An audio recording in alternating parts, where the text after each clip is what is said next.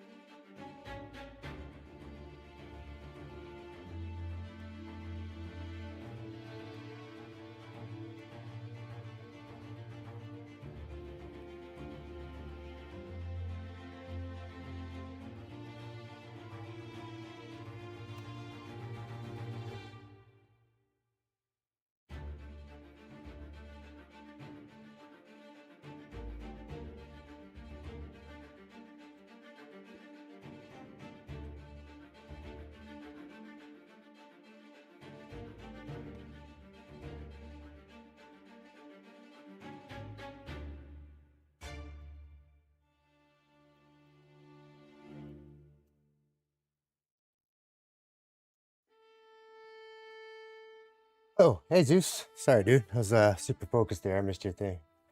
My PC specs are I'm running an i9. I can't remember which. Let me look. Does diagnostics still work? I don't even remember my.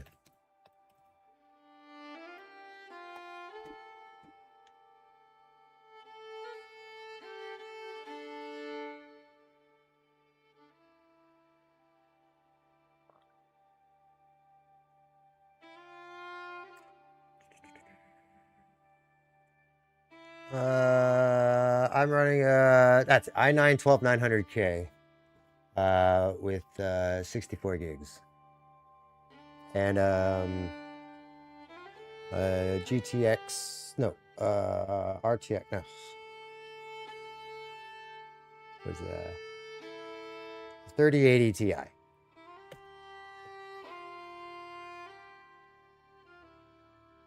Sorry, I built this computer a while ago. I couldn't remember all the specs. Yeah, it's a 3080 Ti.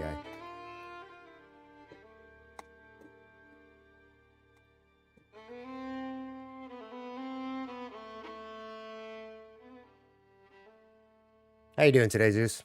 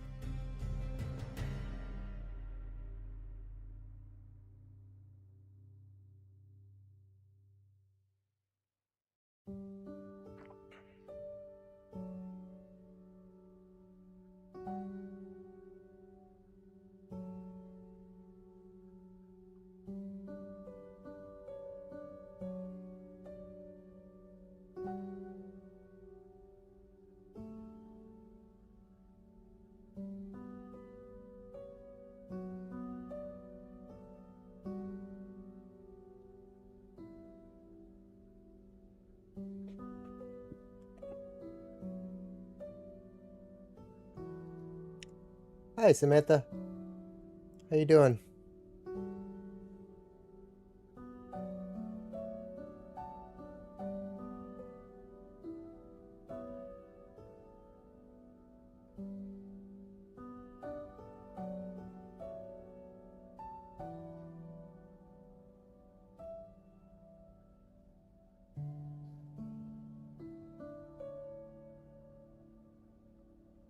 Ah, I'm sorry to hear that.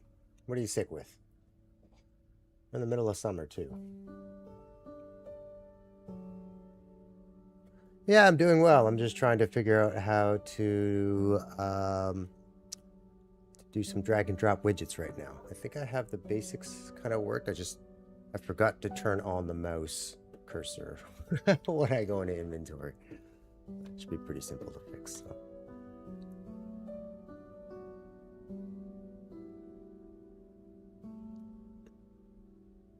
Yeah, I hear you. Still, having a cold sucks.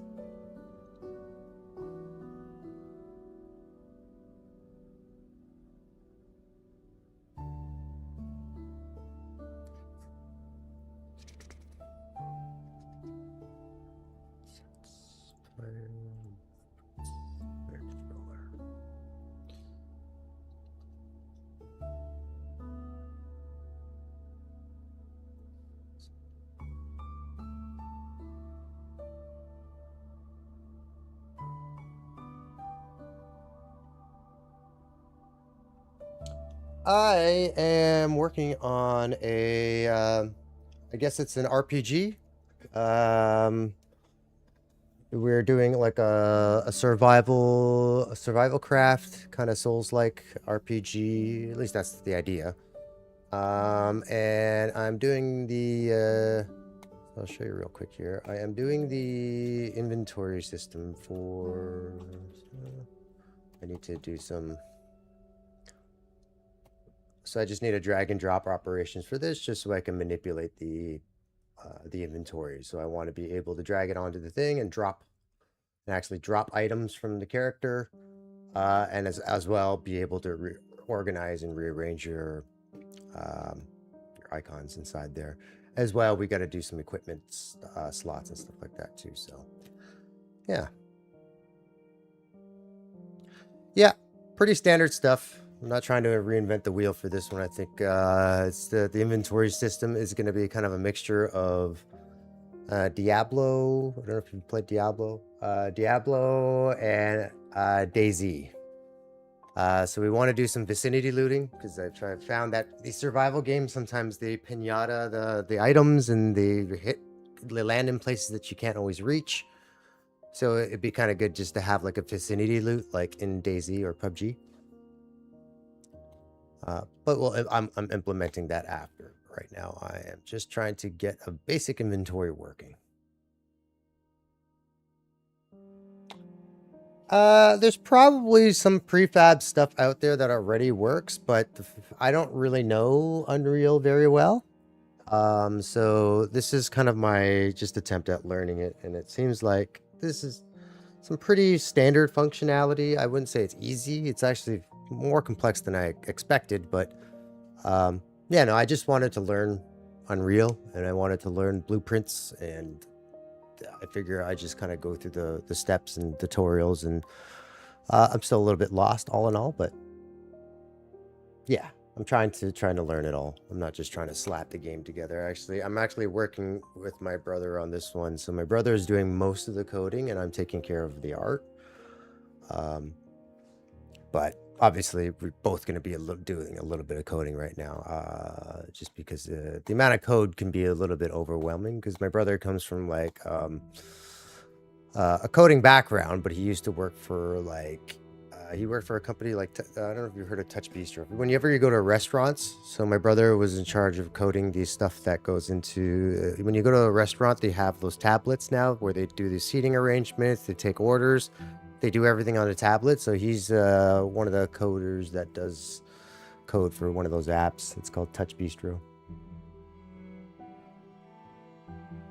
Can't code to save my life. I mean, I bet you're probably better than you expect or than you think, because I don't think it's. I didn't think I was going to be very good at it either. Luckily, you know, Blueprints is a little bit more intuitive, albeit it can be very difficult to read, just visually track everything. But it's not too bad. You know, I picked it up.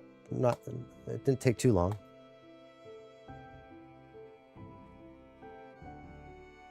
Yeah, he worked for one of the. I mean, he didn't make the app like completely by himself. He worked for a company that builds those apps.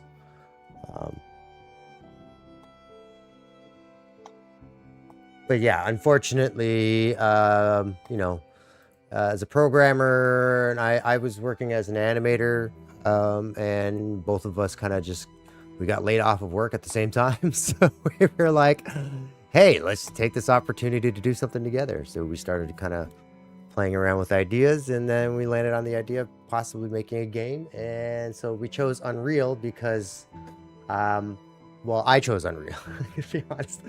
I don't think he really cared which engine we used. Um, but I chose Unreal because in the animation business, we're starting to adopt it more into our pipelines for pre-production and pre-visualization. So I figure if I can learn some Unreal, it would just increase my value.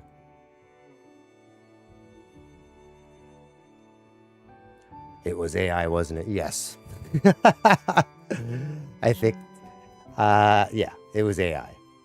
I think what's happening right now is a lot of companies have laid people off because of AI, but I think they're going to end up hiring people back because um, I don't think it's where it needs to be yet. I think they've oversold its capability, and the trend's already started. People are already starting to hire people back because they realized. Now, I don't know how that's going to affect the software engineering side because, from what I understand, AI can code at a fairly decent mid-level kind of coder level work, right? So I don't know. Yeah, no, I get the sentiment. I get the sentiment. Unfortunately, it probably isn't. There's so much money invested into this thing now that if it doesn't work out, a lot of companies are going to go broke. So I don't know. You know, I think AI is as scary as computers were when they first came on the scene, right? And I think everybody's like, oh, it's going to replace us. No, I think in the end of the day, it's just going to make us do more work. Right? Because when computers, so I'm 44 years old, and computers really started to become mainstream in the late 80s, and I remember everybody, oh, they're gonna replace our jobs. They're gonna replace our jobs. Well, at the same time, everybody was touting that, oh, it's gonna revolutionize the way you do work. It's gonna allow you to do work 4 times as fast. Imagine starting your day at 9 a.m. and finishing at 12 p.m. Right? But what ends up happening? Well, yes, the computer can do 4 times the work. Well, so now the human is going to be expected to do 4 times the work, right? So, I don't worry about it. You can, at this point, nobody's really paying too much attention to me, so you can curse if you want. I'm not going to filter anything. But yes, Claude is pretty good at coding, so I just thought it was hilarious that everybody thought that computers were going to replace people or that it was going to make our lives so much easier that we would have all this time free in the day. And what ends up happening is, well, now we want all of that 8 hours and we want you to produce on a computer so therefore you should produce 4 times as much. All right. This is how the world has worked for a long time. They just want more, more, more, and they don't want to pay nearly as much. Ah, thank you. I appreciate that.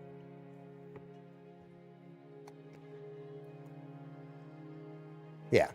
So, I figure me and my brother were like, I think it's time for us to take a swing at something and try to carve out something because AI it's this looming technology that it's scary. It's scary. At the same time, I am using it to kind of to kind of learn.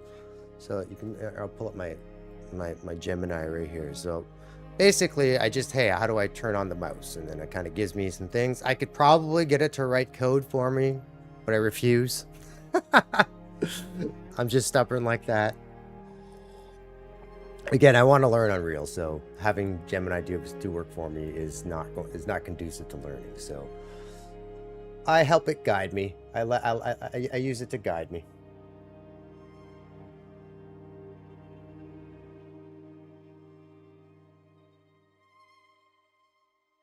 Your girlfriend calls you grandma even though you're only turning 30. Yeah, well, I take it she's younger than you. I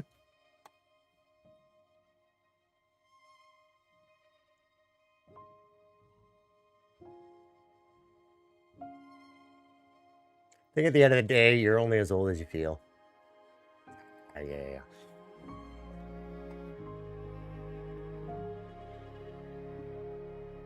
Yeah, 27 is not that far off. Honestly, like my parents, they're still. I think they're young at heart. you're as old as you feel like you are, right? Like I'm in my 40s. I still play hockey every weekend. I still go for runs. I go to the gym. I hang out with my dog. I try to stay as active as possible. I don't think 40 years old in the 21st century is the same thing as 40 years old in the 20th century. Um, I think there's a lot more health consciousness and stuff like that now. So I don't think people who are in their 40s are the same as they were from my parents' generation, right? Everybody's so much more health conscious now. It's almost to a point of irritation, right? Like you can't go on the internet without some health freak saying, "Oh no, you can't drink that. That's bad for you. Tap water is bad for you. Bottled water is bad." What am I supposed to do? Just go out, open my mouth, and let it rain into it? Like, it is insanity. Everybody has a take on different health ideas now, and I just I try to eat from whole sources, right? If it comes in a box or in a plastic bag or like in a plastic wrap of some sort, it's probably not going to be very good for you, right? So you just try to avoid stuff like that. I don't know. And you try to pay attention to all the people giving health advice online, and it's just you would just stop eating.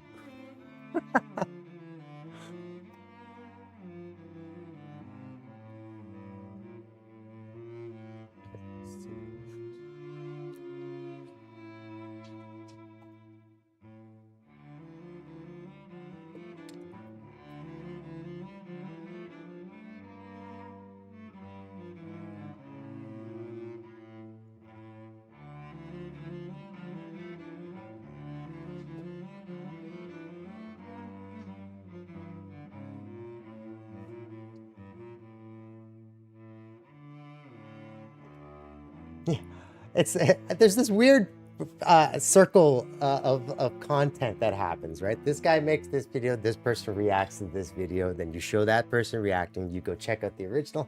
It's crazy, the world. I swear, I think a lot of this outrage and a lot of this anger content is it's there purely because if you don't do it, you'll be out of business, right? So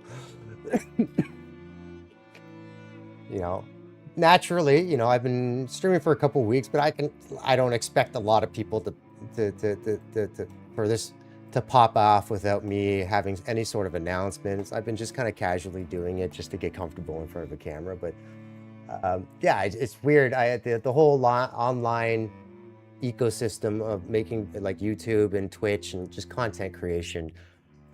It feels like you kind of, I don't know, it's almost like the controversy perpetuates the business, but at the same time, it irritates everybody, but at the same time, it's what everybody's trying to buy into. It's such a weird ecosystem. Like I've just kind of dropped out of it. If you look at my YouTube feed now, it's all like just tutorial videos and people making art. I just don't like, the video game space, it gets polluted very quickly with people that are just, all of a sudden one day they're playing video games and all of a sudden they're political commentators, right? Like it's just, I don't know, it's crazy. Yeah, I mean, look, the internet's great. I mean, if you're looking for like just resources, like it's just funny that you have the world. You have the world's repository of information at your fingertips, and your first thing is you choose to do with it, or some people, not you, but people are choosing to do it. Or at least the instinct that people kind of get carried away with is to insult other people and call other people out and to do and say terrible things. And I'm just like, okay, I think I'm going to drop out of that portion of the internet and just kind of focus on my own little thing. Yeah.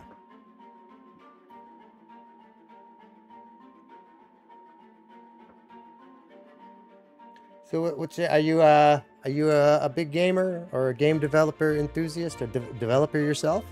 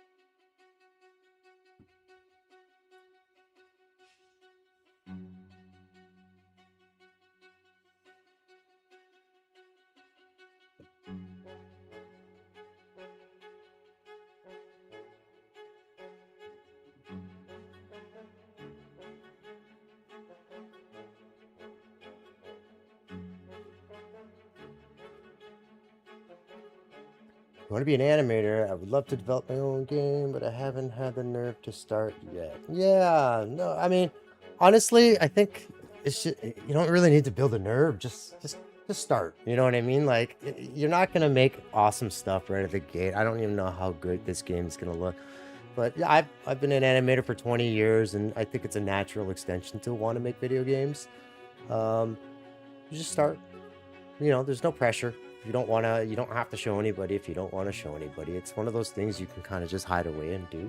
That's the nice thing about making art, right? It's like you don't really have to show it. It's sad if nobody ever sees it, because you should. I don't think anything creative should ever kind of exist without an audience. You know what I mean? But it's practice. Sometimes a sketchbook is not meant to be seen by other people, right? Like I can tell you, if I was judged by some of the stuff that I didn't want to show people, then you probably think, oh, this guy's terrible. Yeah, I could show you some stuff. Give me 2 seconds here. My dog is like, he likes to park himself right under my chair, and when I wheel it, sometimes it's his ear, and he yelps, and it makes me feel terrible.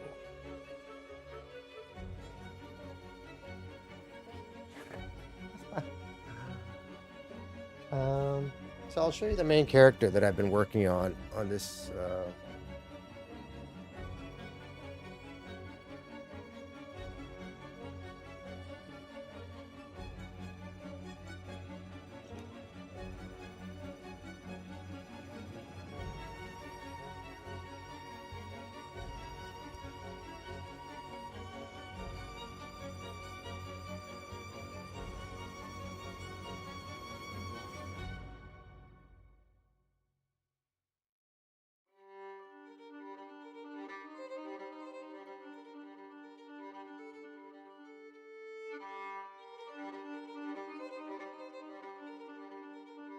Okay, we'll start off with. I guess I'll start off with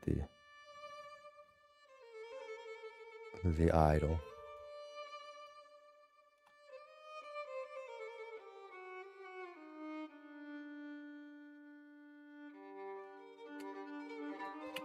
So this is the idle cycle when he's. Whoops, hold on.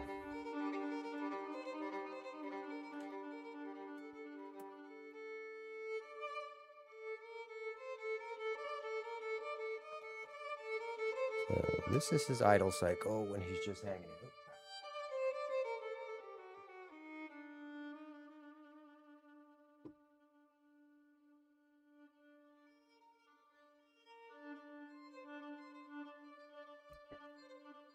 Thanks, dude. Yeah, I've spent quite a while building my my whole workstation here. Yeah. So here's the idle, and then I have what else do you want? Let's see. Here's the basic walk.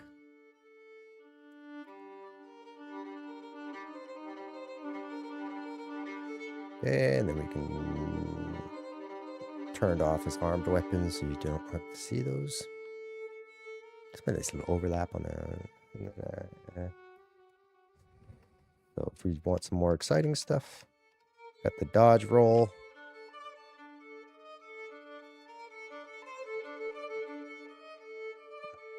Right, dodge roll with the weapons.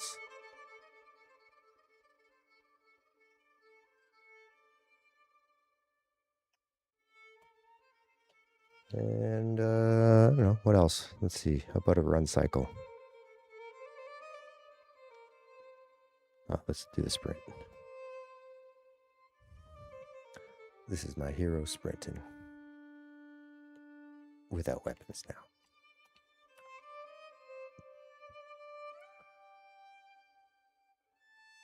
And how about a jump? This is the full jump. Oh no. Hold on.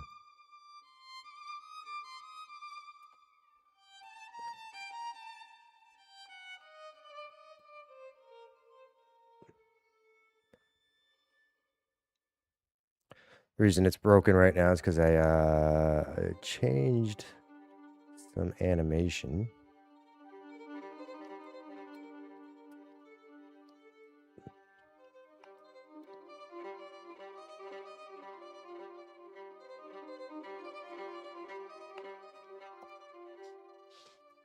That should fix it. There we go. And then here, I know the cool one. Everybody wants them to see this one. So this is the light combo.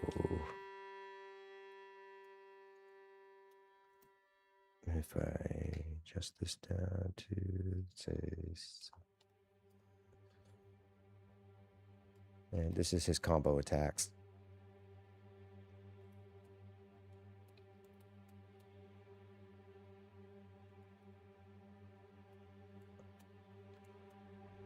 So from more of a third-person view, this is what we're going to kind of see.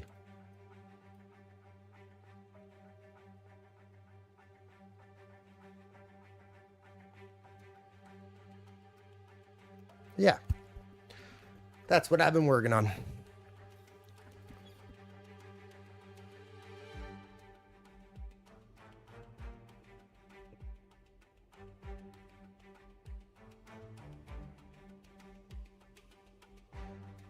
Oh, thanks, Samantha.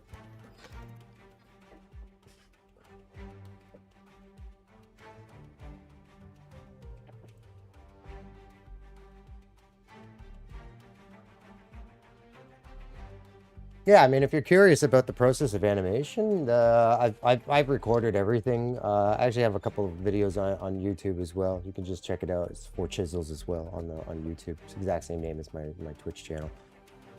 Yeah, appreciate the compliment, dude.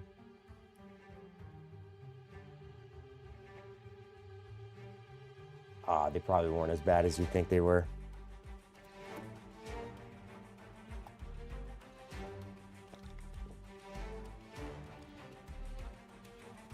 I mean, well, the thing about our game is because I was a professional animator, or am, am a professional animator. I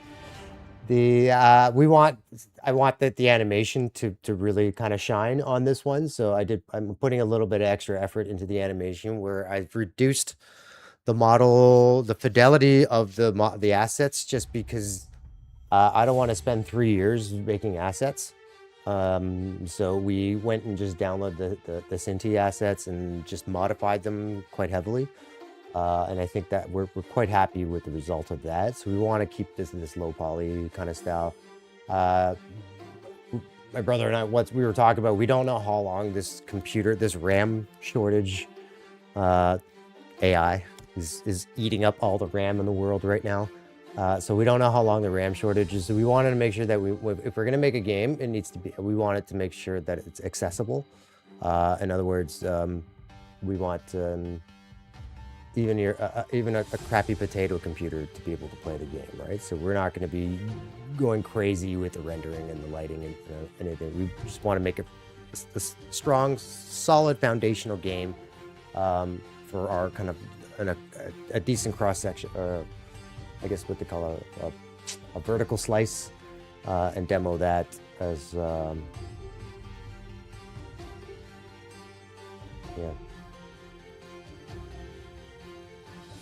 that you're super into realism and a perfectionist. Yeah,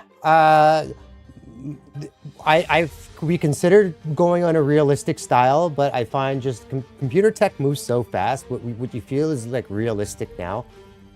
That dates a little bit faster, and it's not criticism because I still think there are great games out there that have a realistic style, but I just find that because the tech moves so quickly, the visual fidelity when you're trying to make something look real, when you're trying to make things look real, it dates faster simply because they can make it look even more real in a couple of years, right? So thinking about that, I got no issue with the style. I think I love realistic style work as well too. I work in VFX, so everything that we do has to have a sense of realism to it. So I'm not against it at all. The reason we chose to go cartoony, low poly was because I think stylizing offers up a bit of timelessness to it. You know, a game like Cuphead, even Valheim.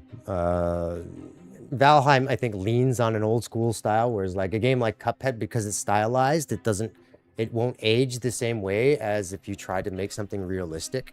because 5 years from now, somebody's going to try to do something realistic, and they're going to probably be able to achieve a more realistic look, right? Because they'll have new subsurface scattering, like all this other crazy new rendering technology. Like there's some new rendering tech coming through right now. That sounds really, really interesting. It's called Gaussian Splat. I don't know too much of the details, but I know it could revolutionize the way we do real-time rendering.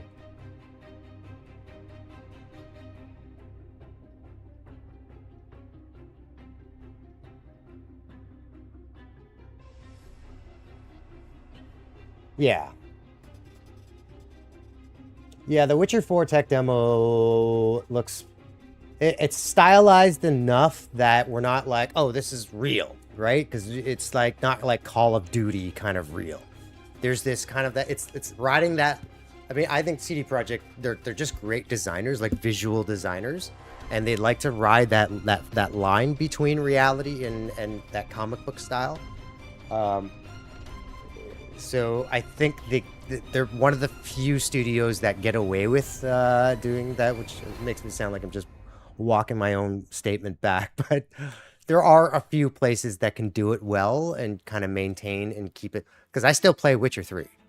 I think that game is amazing. I bought it. I think I bought it.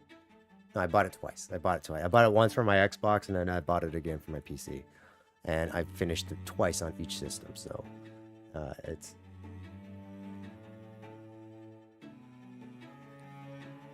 Yes, but it's how it takes those points. So it's like we don't know how we're going to be able to apply it to everything, but yes, it's part of the scanning technology that can they're potentially going to use it to make holograms. But the difference is that what they're doing is it's grabbing points and tracking points and moving those points instead of recreating geometry every frame. So the implications of this are far-reaching, right? They're not just for 3D scanning, because the 3D scan, if we can 3D scan that quickly, we could potentially use this technology to have like super duper high resolution models, and like the degree of fidelity, we could reach up to the billions of polygons on a model, right? So yeah, just the implications. I'm not saying they have anything built yet. The speculation of the technology alone lends to some pretty remarkable breakthroughs in rendering, right? So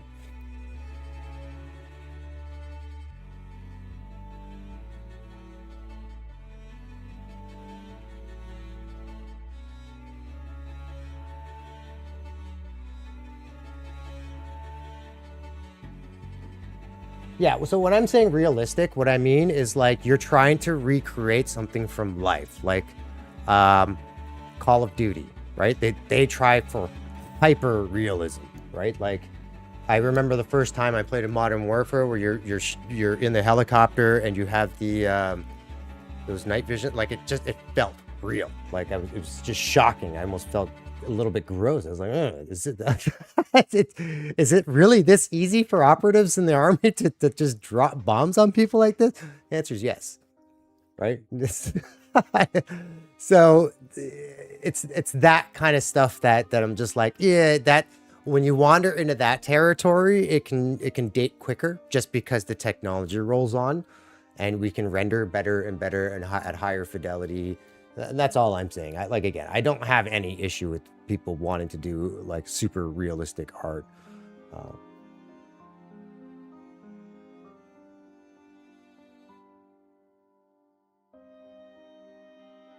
Yeah, I mean, the idea for Gaussian Splat is, like I said, it could be used for multiple things now, right? We can potentially, it could potentially, because I like, again, I don't know all of the specifics, but from what I understand, the reason nobody's really invested in that like holographic technology is because we have all the tech necessary to actually do that. It's just to get a 3D model, a high fidelity 3D model to stand so that you can actually physically walk around a projected image.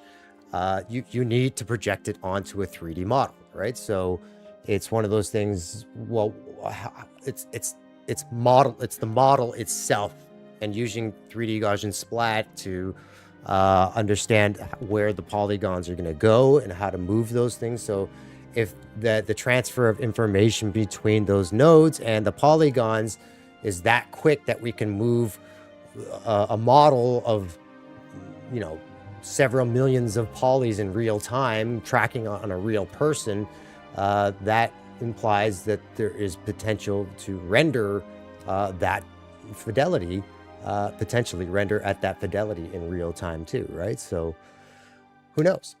Who knows what this the technology might hold? But I think it's really cool. And I don't know. Yeah, I'm not as hardcore against AI as I think some people would think, working coming from a tech industry. I think it's more that I'm accepting that it's here, it's not going anywhere, and I need to find a solution to work either with it or against it, right? So I'm kind of just like, okay, let me give it a try. So I've been trying Gemini and trying the LLMs. I got to be honest, I'm not impressed. Right, when everybody was touting AI is going to be this, oh, it's going to change everything, and they're trying to say, oh, we can replace people now. I'm like, I'm using an LLM. I would not hire this person, whoever, if this was a human being, I would not hire them as a junior employee, right? Because it makes mistakes all the time. It's inaccurate. It cannot follow simple instructions. It is constantly screwing things up. Nanite in terms of yeah, I don't, again, I'm my understanding of Gaussian splat is primitive right now, but yeah, I'm thinking that there's potentially some kind of connectivity that could potentially happen between Gaussian splat, real-time tracking. It's about the ecosystem of everything working together in tandem, right? So you can, using one technology to hopefully feed another piece of technology, right? Because we have the ability to 3D scan in ultra high resolution. The problem is you can't refresh that every frame, right? And I think that's what 3D Gaussian splat might be able to solve. Again, my understanding is, I'm not a super technical guy, and so my understanding of it is limited. But from, like I said, from what I read on the articles that I read about it, it was the implications are far-reaching, not just real-time. What you can call it, topographic mapping, whatever.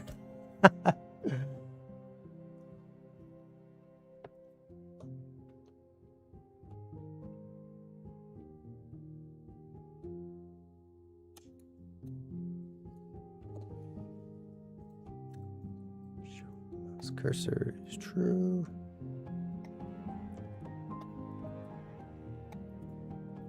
Show mouse cursor.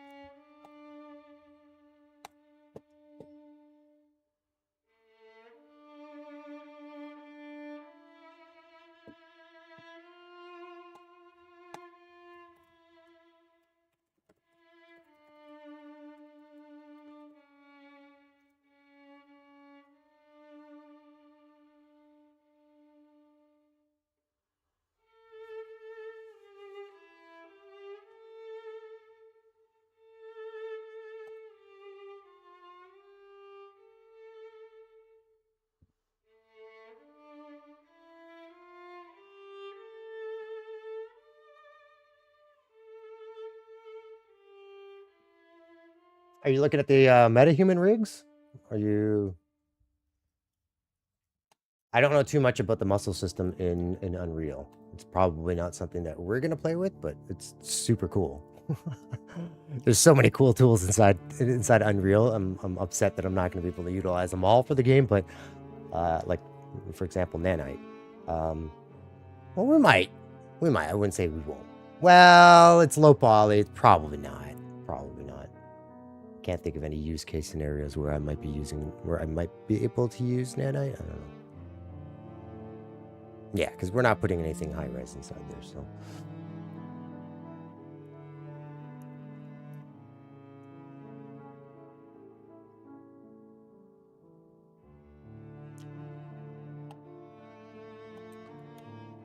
Have you considered motion capture? Or is that too close to AI for you? I was one of those animators that was anti-motion capture for a very long time. Very long time.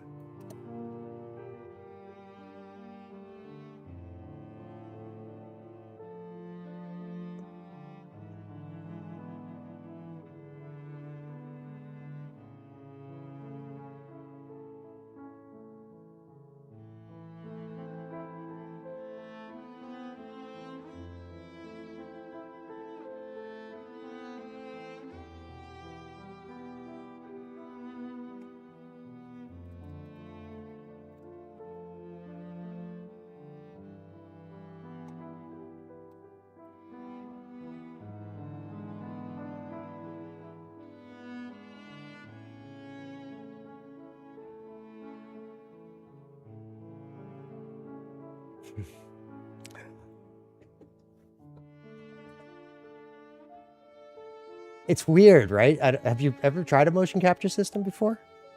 It's strangely, you do get that sense almost right out of the gate because almost an appreciation for an actor's job, because it's not easy, right? Like, it's not easy to be an actor. I think a lot of people have the conception, oh, you just get in front of a camera and you pretend to be somebody else. Well, it's not as easy when there's people watching you do it, right? Like, and then when you know there's going to be millions of people watching you do it, it's not easy. And you can see it the second especially because you can because you can tumble around your movement in 3D space. You can start. It's like, oh, do I really move like that, or do I really walk like that? Do I really gesture like that when I talk? Like.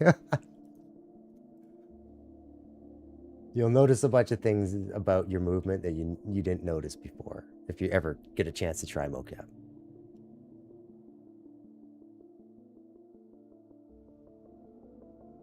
Well, I think they actually have technology. I don't know. I guess it's AI mocap, or it's I don't know if it is AI. I mean, I guess I mean, we got to define what AI is, but at the end of the day, they're algorithms that are able, like, remember the Xbox Connect? So we have tech now that can use 2D cameras and or even the iPhone camera, and you're able to whatchamacallit, just, do your thing in front of the camera, and the camera will be able to interpret your movement.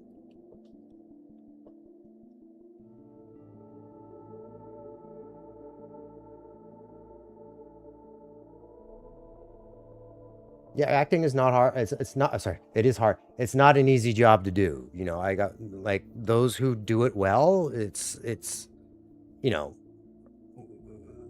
obviously there are people that get the job because they're beautiful, but the ones that, like, the genuinely great actors out there, like, their performances, they elevate movies and film and series work to another level when they do it right, and they're cast well for like, I've been working in film and series for 20 years, and there's a huge difference between when you get somebody who's really good like, I'm not talking just a big name, like, they're good. They understand what the role is. They understand what the story is trying to, what the writers of the story are trying to tell, and they understand the character, or they can bring life experience to it,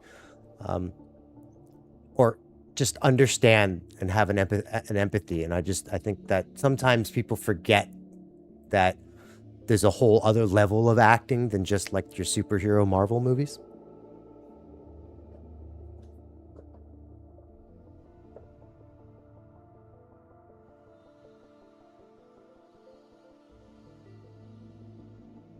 Henry Cavill, yeah, for sure. Nathan Fillion, yeah. Surprised you pulled up Nathan Fillion. I'm a huge Nathan Fillion fan. I enjoy everything that guy does. Henry Cavill's like just he's a generational actor, right? And people just love this guy. They just love him. I guess he's incredibly handsome. He's a great actor. Yeah, Nathan's fun and everything. You know what, Nathan Fillion, he just seems like a cool dude. Like he just seems like a chill dude. Like you could have a beer with that guy and just shoot the shit with him.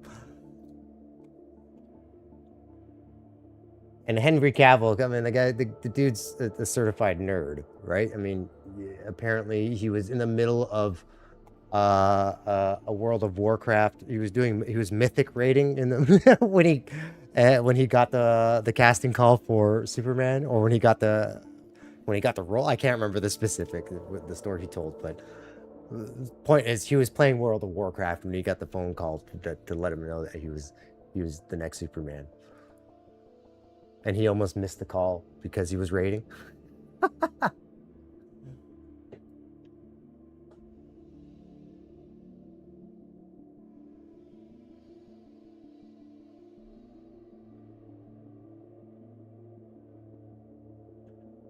Yeah, that word has fallen into disrepute.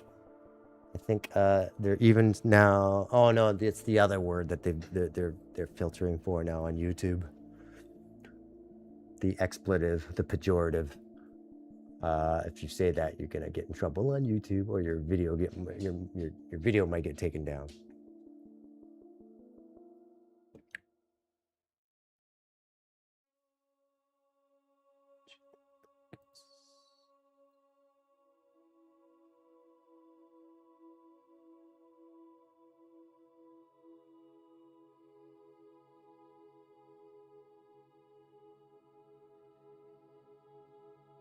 Oh, I don't know. I wasn't even. I'm watching the chat through my OBS. So I guess I tried to.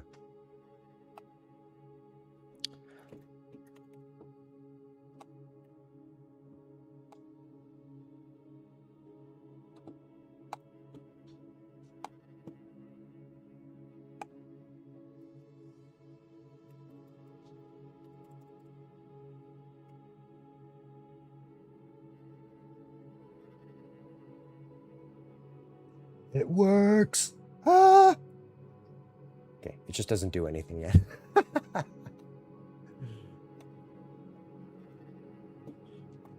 Pretty cool though.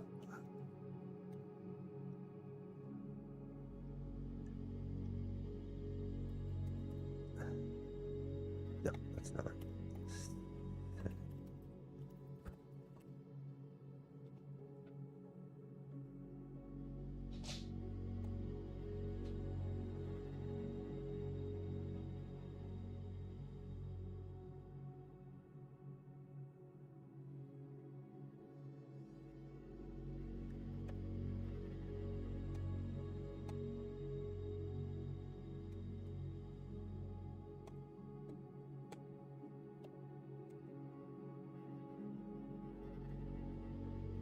Hooray. Yeah. It's always. Oh.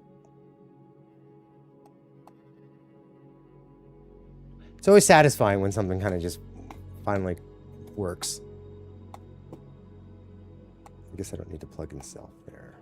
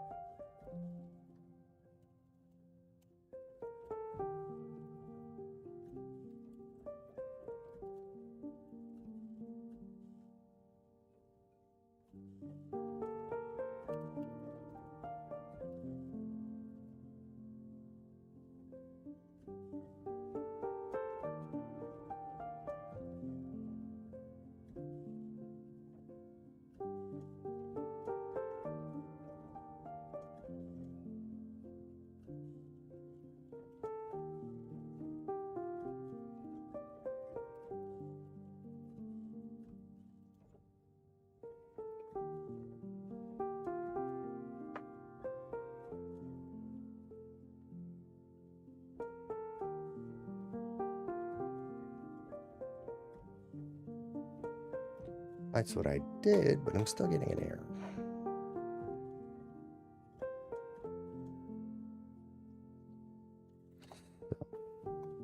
Get rid of the self. Oops, I should probably compile. Compile, save.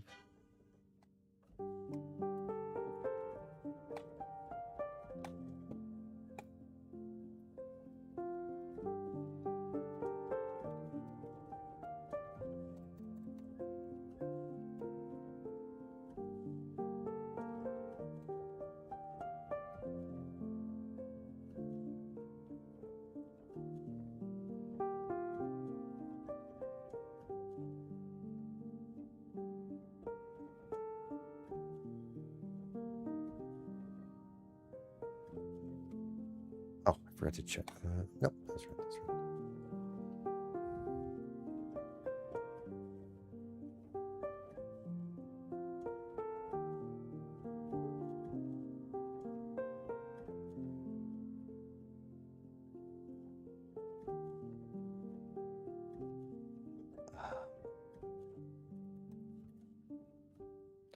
That's where the error is coming from.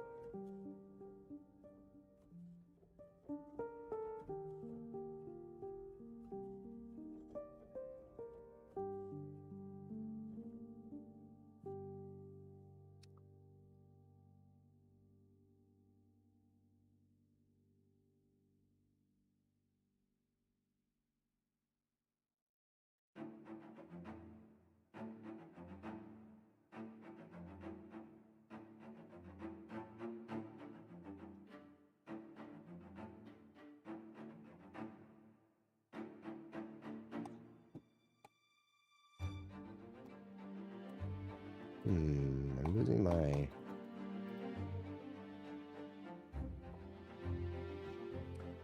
What do you mean, like animation? What?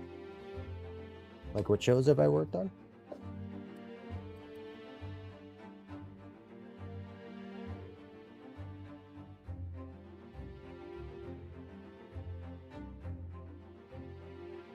Huh.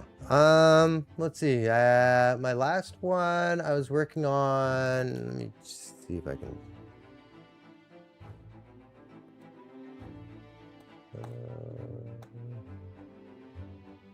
I think it was called Dark Waters. No.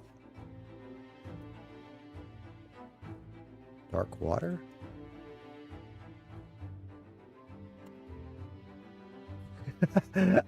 It should be apparent to you that I don't watch a lot of the stuff I work on, even the high profile things. Okay, so I worked on The Boys.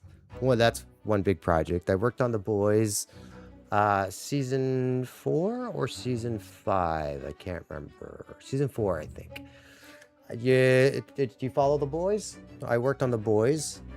I've worked on Wednesday. The show Wednesday on Netflix. I worked on SpongeBob SquarePants. I worked on the. I don't know if it's the most recent movie. I think it's the Sandy Cheeks.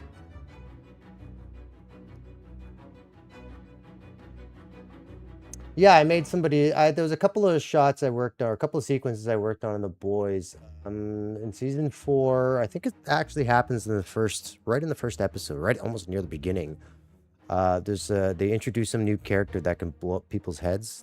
She has control. Maybe I don't really watch the show too much. I think I stopped following after the second season. But my favorite show that I've worked on is The Expanse. Not because the animation was cool, just because I really loved it. That's my favorite. Was one of my favorite shows. But I've worked on Halo, the Halo show. Yeah, I've worked on a couple of pretty big projects.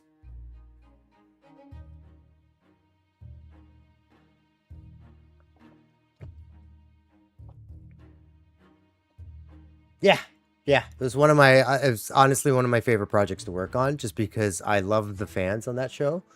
The people, like they got me doing stuff in that show. Like you got the. So there's. I take it you watch it. So I think is in season 4 or season 5, where they're basically running away with the proto, whatchamacallit, that proto thing. Anyway, it's crazy how tightly. I haven't watched season 4 yet. Oh, okay. Well, check it out. There's some. I did a lot of the action sequences, some of a lot of the spaceship sequence stuff. So they went a little bit kind of off the wall because the Expanse is really good because they like to stay, for lack of a better word, grounded in the reality of space, right? So it's not Star Wars kind of space fights, right? It's realistic physics, right? If you're moving in that direction in space at 20,000 kilometers an hour, you're not changing directions without pancaking, right? Without killing every single person on that ship, right? So, yeah.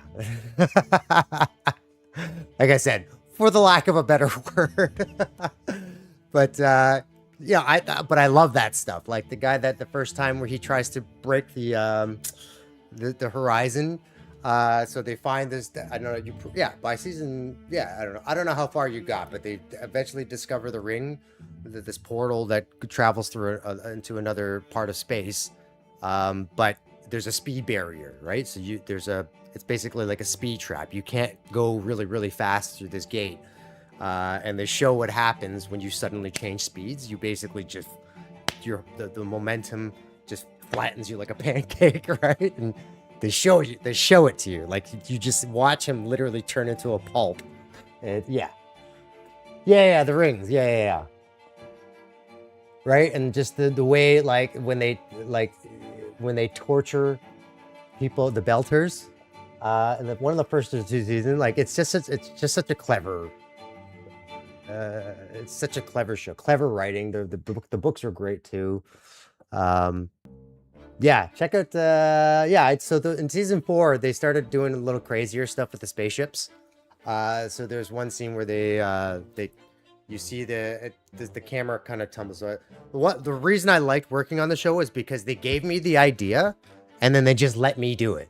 Right? They said, "Here's our idea. Okay, just communicate this. This is what we're trying to communicate in the shot." So I basically got to direct the shot. Yeah, so one of them was, I don't know if you've seen The Last Starfighter before, but there's a maneuver in The Last Starfighter that they call the Death Bloom. So the character, the spaceship spins and just fires all of its PDCs. So, and that's what they did with the Rocinante, as you see. So we have this cool shot where all of a sudden the PDCs pop out, the point defense, the guns, and then they aim away from the ship, and the ship starts to twirl around, and it starts to a death bloom of gunfire kind of shooting. So we did some of that stuff. I did that right at the end of season 4. There's this massive scene. It took me, I think, almost 8 weeks to lay out. But yeah, there's like, I think over 100 I fired over 100 missiles, plus, there was some of the larger ships in the background. It was a really fun show to work on. So I definitely go check that out.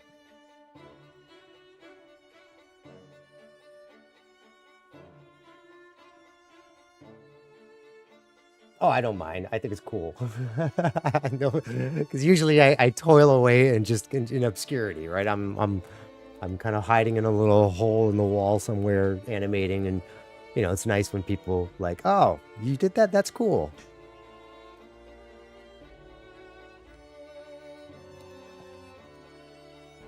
It's a great show. Yeah, I'm disappointed that it stopped, because they should have. They gotta get.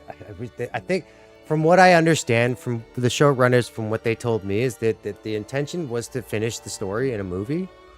But it's been a while since the series kind of stopped airing. It's been several years now, so I don't know if we're ever gonna see the. 'Cause, 'cause usually I toil away and just in obscurity, right? I'm kind of hiding in a little hole in the wall somewhere, animating, and it's nice when people like, oh, you did that? That's cool. Yes, yes, I have seen Osiris. And it was funny because I was like, everyone, nobody really understood what the property. The second I saw it, I was like, they're making an Expanse game. I love space. Anything that's in space, I'm a sci-fi nerd, right? So if you make a story and you put it in space, I'm probably gonna watch it. Right? It could even be bad. I'm probably still gonna watch it.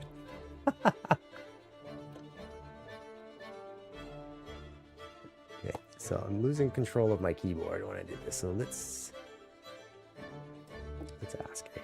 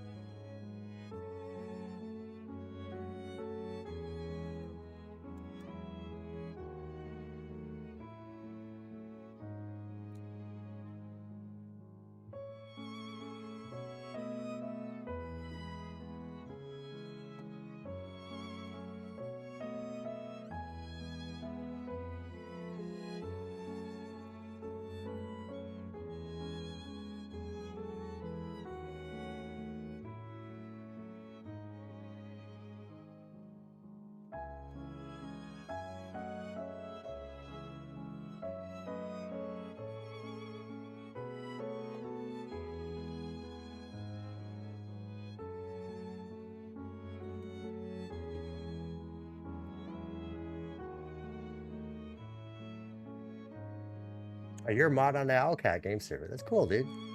I love playing the beta. Have you played the beta? I have not played the beta. Honestly, I haven't even been following too much video game news. I've been like a little bit here and there. I've been mostly, like I said, most of my time on social media is just doing tutorials right now. But I will definitely check. Is it open beta? Or were you one of the special few that got selected for closed beta?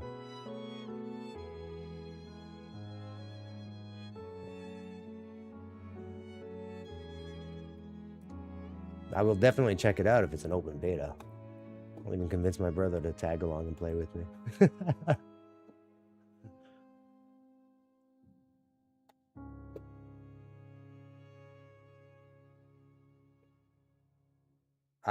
Pre-order. So is it like kind of like early access price right now? So it's a little bit cheaper than when you're gonna buy it when it's when it retails?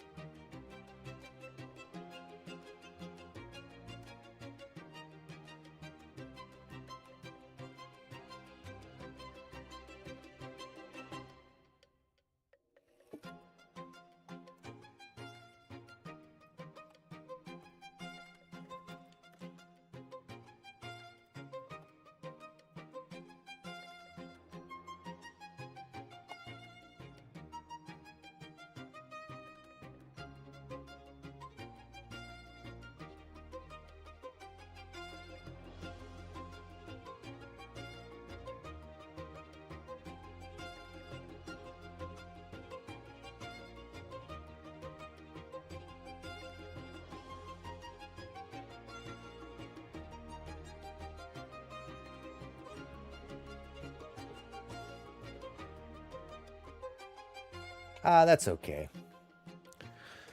I gotta take a look at it and see if I can. Yeah, maybe I'll have some time this weekend to play.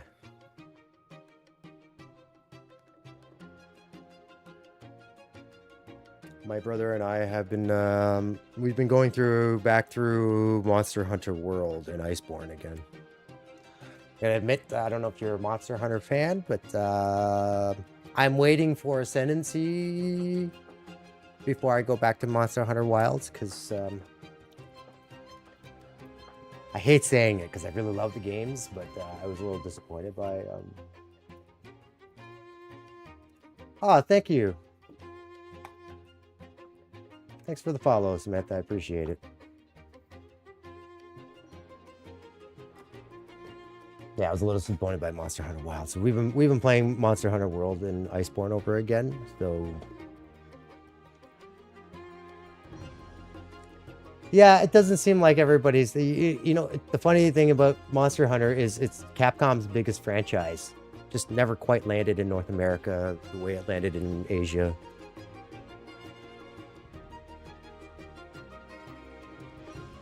I didn't even realize it was the biggest series until I started. Like I remember, I can't even remember how I discovered the game.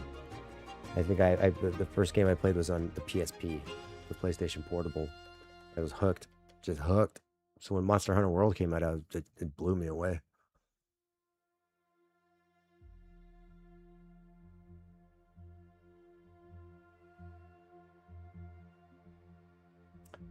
Yeah, I get it. Some people just the game is not the same. It has a different feel because there's a lot of weight to it. So it's not like most games where you push a button and you get an immediate response. There's a whole timing aspect to it, and the game feels super clunky when you first start playing. So yeah, it's not gonna catch everybody out of the gate.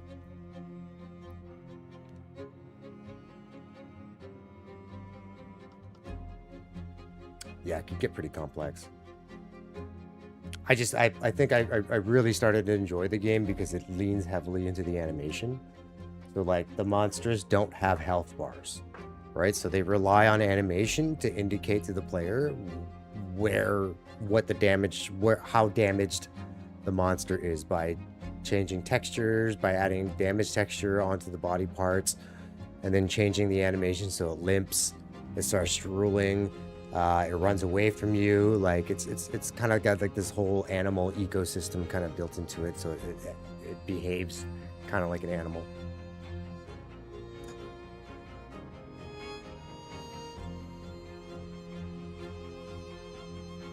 Yeah, so we're trying to bring in some of those elements into the game. Not too many. We not the control scheme, but we want survival elements in our game. The food and stuff like that. Monster Hunter is not really survival, but we want to incentivize the player to eat. So we're taking some ideas from Monster Hunter in the sense that eating gives you a buff, so you have a reason to eat, not just to fend off. It's not this mechanic that's meant to torture you and to slowly killing you, your hunger. So when you eat, you get a buff. So you'll just naturally want to eat, or you should naturally it should be a buff that the player can feel, right? So whether it's like Valheim, where we're going to add a stamina buff or health buff or both, or strength buff or something like that. We want to give the player some advantage for eating to incentivize the system to be used. Outside of because we want a hunger system in the game too. So if you're not prepared for fights or prepared for encounters or situations in the game, you'll get punished for it. Kind of where the Souls-like mechanics. So we're going to spread that Souls-like toughness kind of throughout the game, in the gameplay, the core mechanics of the game.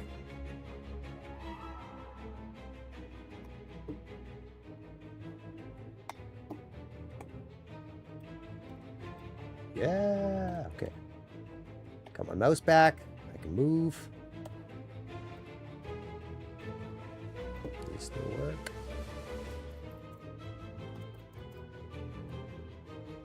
Yes, it does. Here's the other big question, does it work for the multiplayer client now?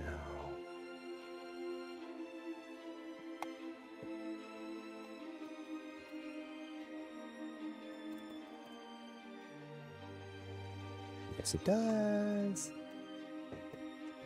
Where's that?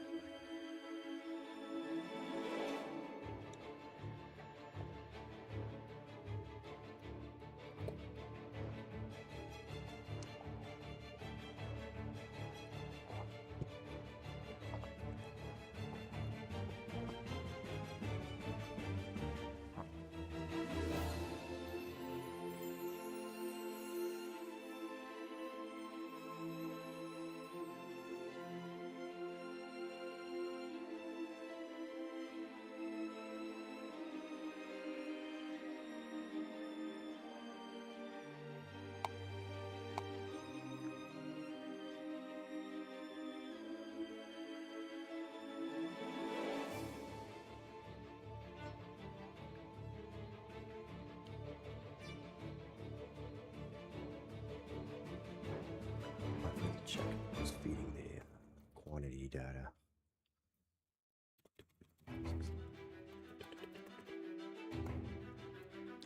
There's 8. Yes, it is dragging 8. Nice.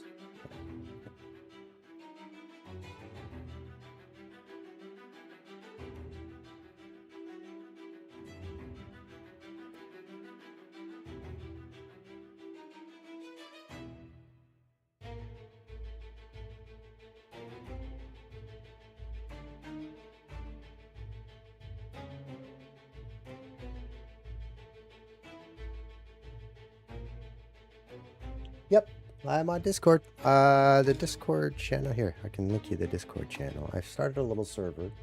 You want to join the server, or you can just find me on friend me.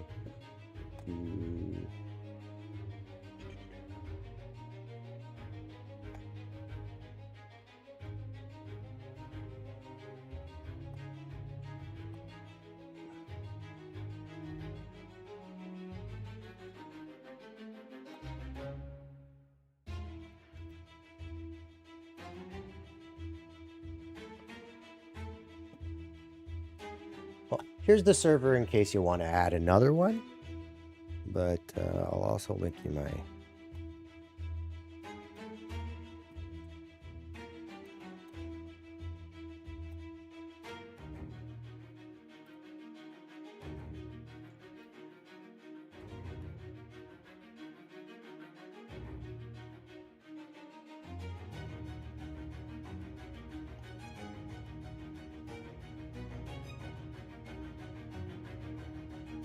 Oh.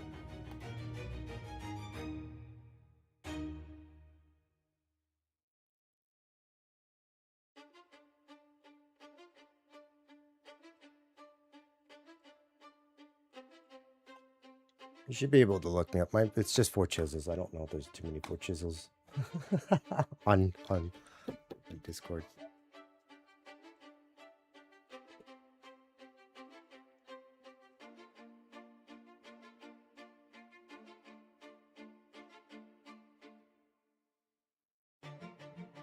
Samantha, I will not take it personally.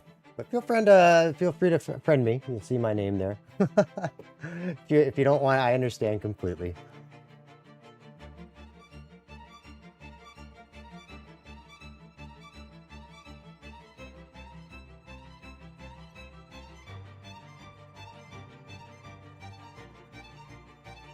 I need to personally leave a bunch of Discord servers with myself.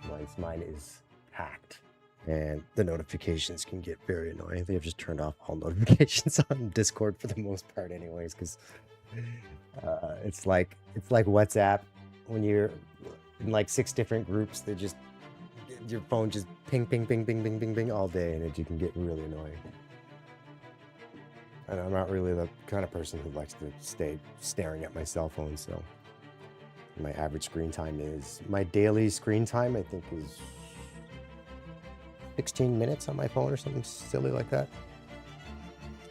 My daily screen time on my computer is probably over 12 hours though. So.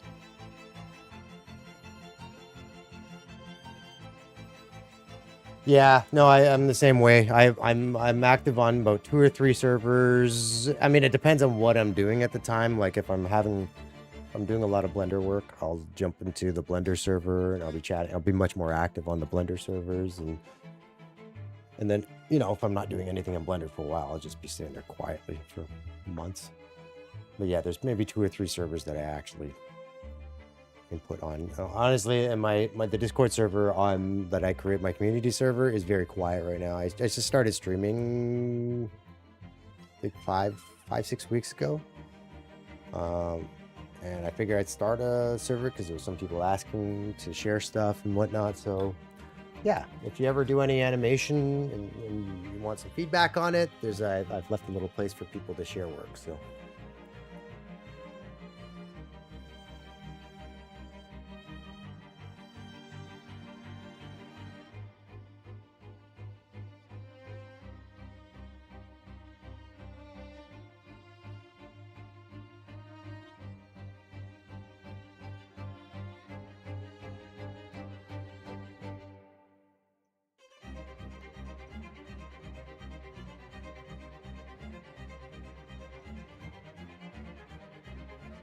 Like I said, I don't think it's gonna be as bad as you think it is.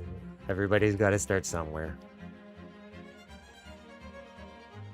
There's a young kid on my Discord that likes to share his animations, and he does a ton of animations. They're just like these silly little Roblox animations, but they're so much fun.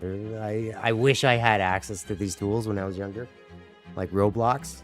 That is such a cool thing.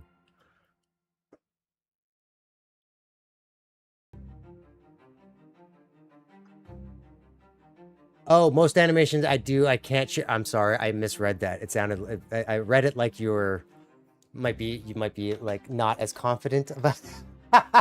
Okay, I'm getting. I get it. Well, if you ever do anything that's in the PG realm, feel free to share. I'd love to see what you're working on.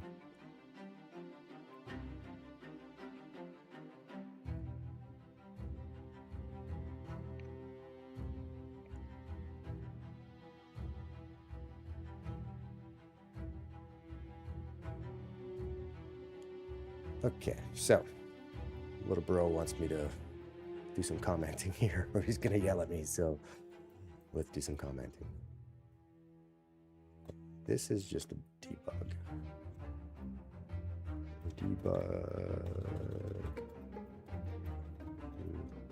Populate all inventory slots.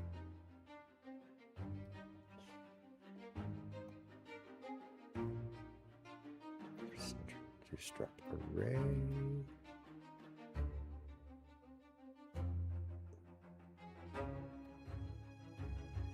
Size.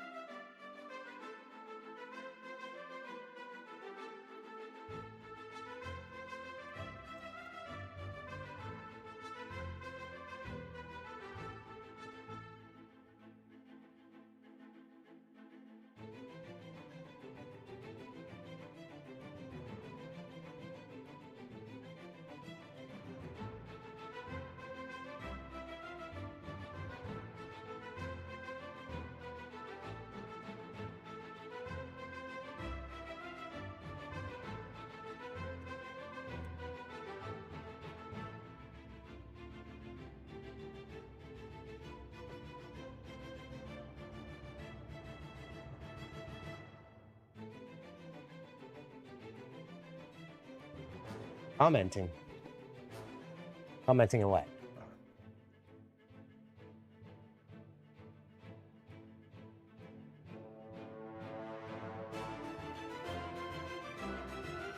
You mean commenting on the stuff people are sharing?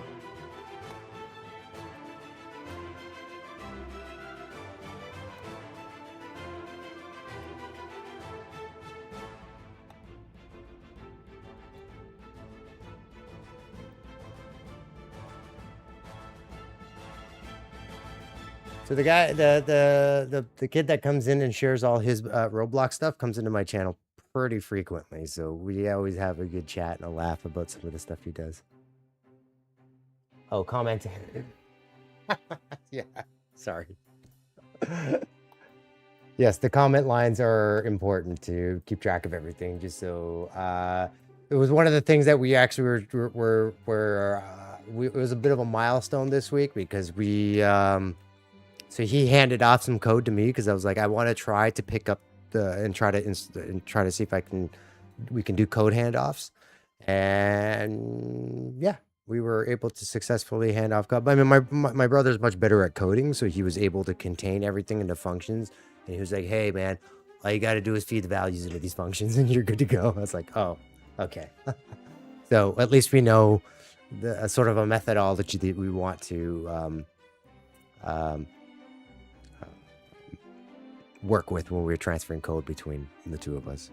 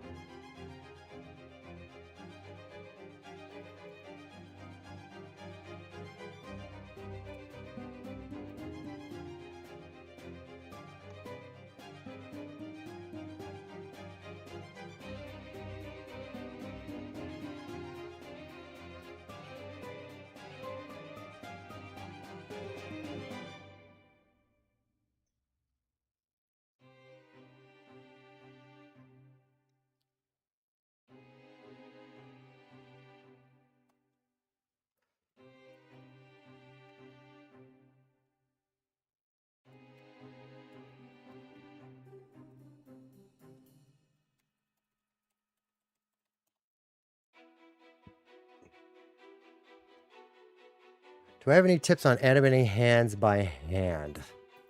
Think of the hand as a whole gesture. Don't think of them as individual pieces. The hand works as a whole, right? So, to make hands feel natural, okay? These two, your index and your middle finger, typically are going to work together, okay? And then your ring and your pinky are typically going to work together, right? So it's good to kind of work them in chunks, all right? And when you face the camera, never hand, unless there's a specific reason, always give it a little bit of draft and a little bit of curl, right? Relaxed hands, right? And you just almost exaggerate the shapes, right? So you can kind of get that W shape if you want a lot of tension in the hand, right? But these two fingers and these two fingers are typically to go. Thumb basically does its own thing.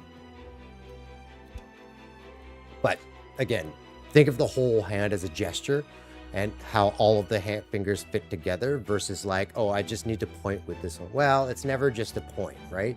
The way we point at something when we do it in animation, right? We want to stylize. Probably shouldn't go that low.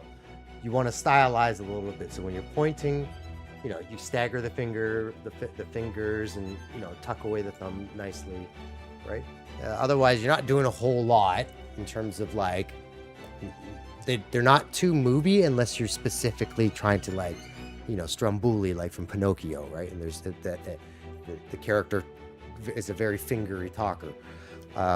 Most people aren't. Most people gesture sharply with the hand, and then it kind of it goes away, right? So use reference anytime you're animating. I always recommend animators to use reference. It's not cheating, right? It's borrowing. Okay, because if you're not doing it, the AI is. No, shoot reference for your animation, and because I think what ends up revealing, it's similar, like I was saying earlier with the motion capture suit. You don't really know what's going on with the body until you've actually studied it moving. Yeah, that would be my advice. Think of the gesture of the hand and think of the hand as a whole unit, not as individual fingers protruding out of your palm. Yes, it is stealing, I know. I was just trying to be nice about it. I hope it helps.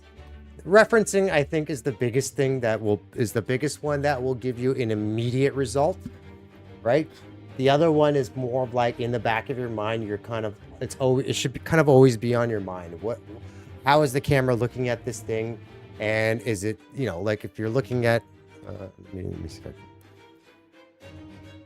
Yeah. So if you're looking at the thing, you always want to see it more than one surface, right? Like typically just like a cube, you always want to see, you don't ever want to just be looking at one surface because that's boring.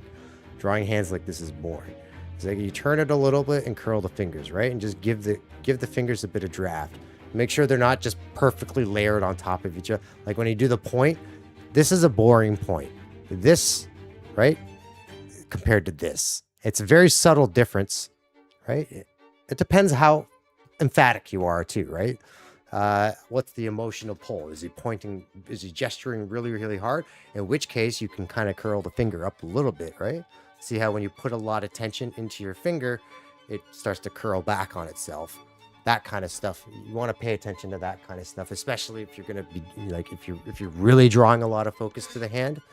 But if it's something that's just happening, it's just passing, right? You could add little bits of stuff here and there, but unless you're specifically trying to draw attention to the hands, they really should kind of stay out of the way, especially in performance stuff.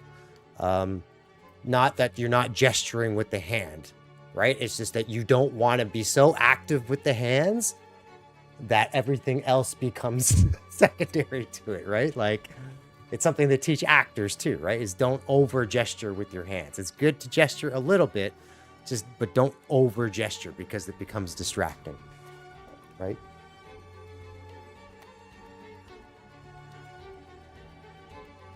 Trying to make someone grip something squishy. Okay, yeah. Oh, so that and stagger the grip, right? So when you grab onto something, just to give it some visual appeal from this pose, if you're grabbing, right, to this pose, right, your breakdown should look something like that, right, where your pinky and your ring finger are partially kind of gripping, right, and then the index and middle finger close on it at the end, and then you can have a few more frames right at the end that finishes the thumb, right? So the whole thing, your animation shouldn't look like this. It should look like this, right? It just gives it more visual appeal if you stagger the timing on everything and have it close. Right. A really good example of this was in Transformers. I think it's in the first one, is where they get the cube shard and Optimus is holding it. I was like, that animator used reference, right? Because he's holding it and the way he shifts, because your hands are very mobile. They're very expressive and they're very mobile, and you could do a whole lot more than you think, right? So most animators will go from this pose, right? And they'll try, okay, well, how do you put it into your hand? Maybe you grab this and put it into this hand, but your fingers are dexterous enough to actually just to grab one side, fold it back in and hold it, or to shift into a pencil. Like your fingers are very, very, that's what makes us different from monkeys, right? Is that they're very articulate. You can do a lot of nuanced articulation out of your fingers. So you can do a lot more than what you think. And they are active, but they're not so active that they should detract from the performance, right? Yeah, shoot reference. Long story short. I can save a lot of my yakety yak here, but just if you shoot some reference, you will find out all the things that I'm talking about are like, oh yeah, I didn't realize my fingers were doing that when I did X, Y, or Z, right? So it's kind of the fun part of animation, is shooting the reference and then kind of breaking down the reference and then realizing that what your initial idea does not even closely match. I mean, you're in the ballpark of it, but there's so many little nuances in your body that you don't realize are happening.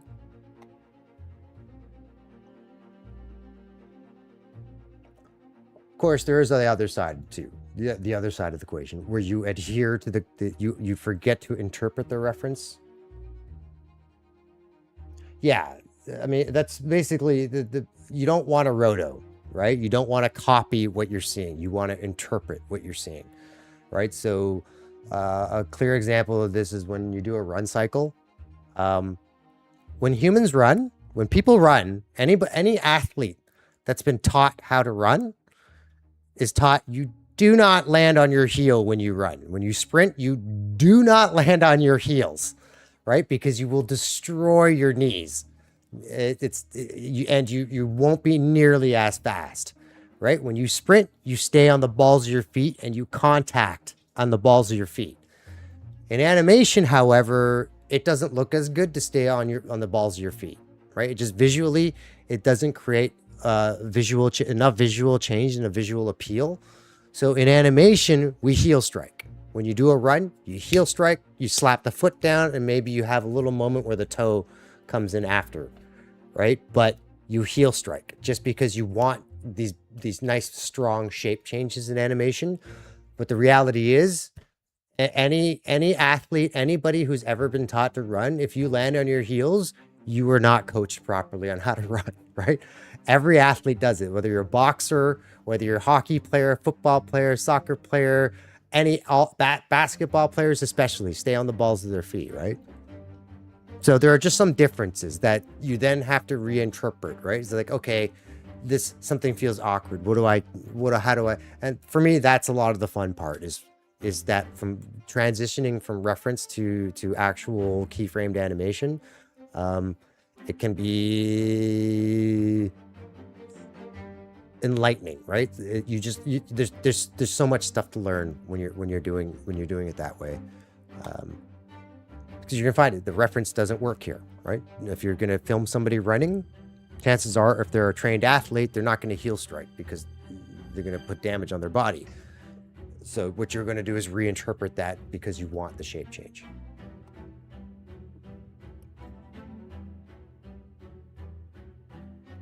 Okay, I'm gonna record this from my brother just so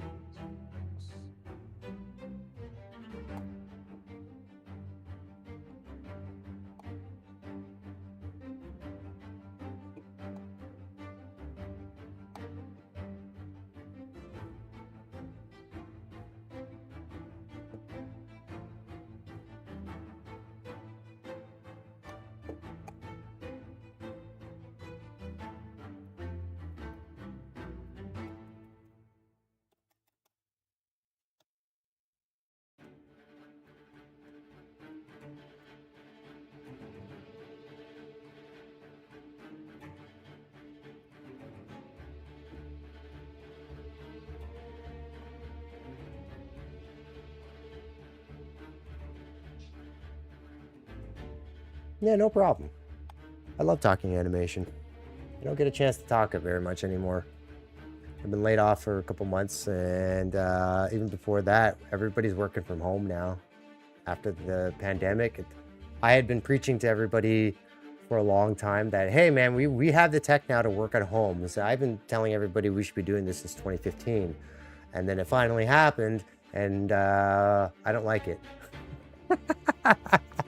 I don't like just working from home all the time. So I typically do a hybrid thing where I get to go to the studio, but the studio I work for, that we don't have a lot of animators, and not all the animators go into the studio anymore. So when we go in, it's kind of boring. Not a lot of animators sitting around, or if there are, you don't want to bother them because, you know, they're busy working. So I enjoy talking animation. Please, yes, anytime you got any questions, please shoot me a message and we can chat.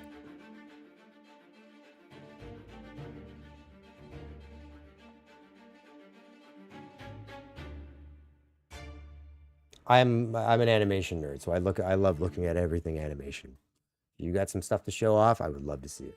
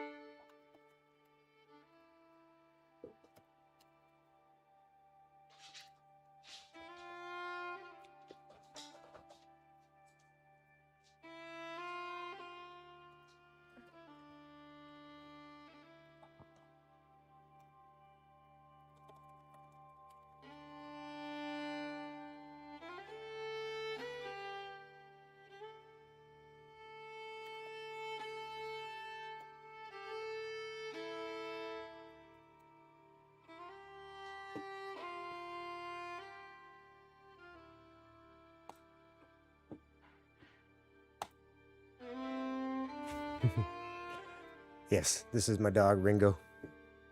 Let's say hi, buddy. Look at his face. Look at buddy. Good buddy. You can barely see his face because he's so black. Black eyes on a black dog.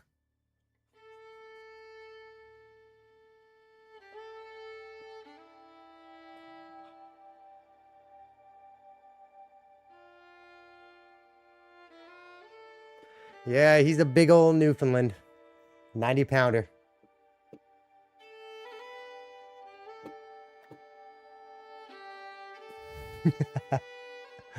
Yeah, he just woke up from his nap. He's looking for some love right now. We usually go for walks in the afternoon before I start streaming, and then we go for another little sniff walk once I'm done.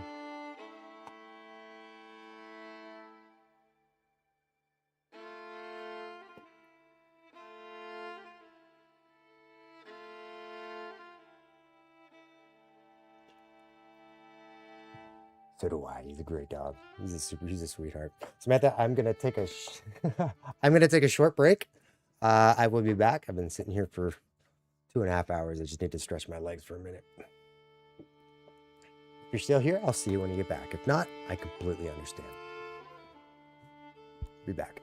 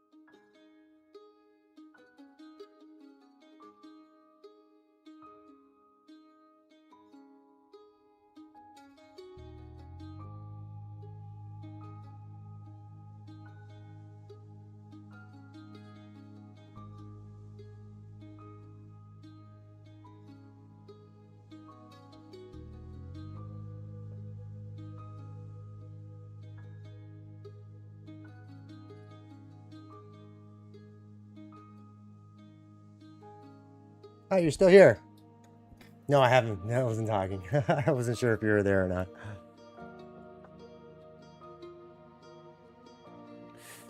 It's 20 past midnight for you. Where you? You're overseas somewhere.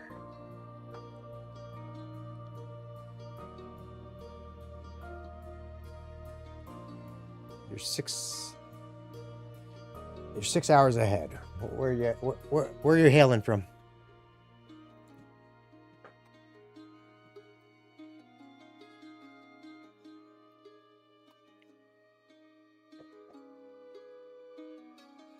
I'm in the wrong Australia. I'm not 100% sure. Oh, Austria.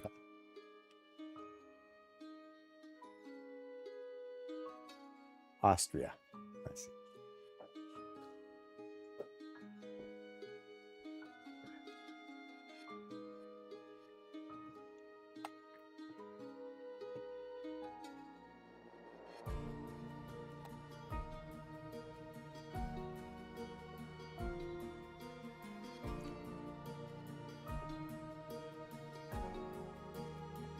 You find that people make that mix that up all the time?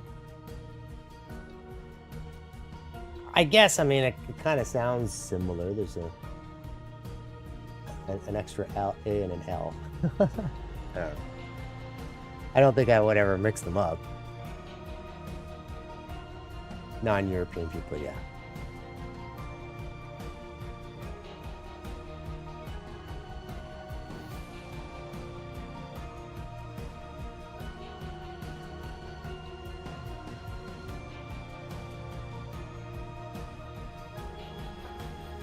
Are you guys, is Austria part of this nasty heat wave that's plaguing Western Europe right now?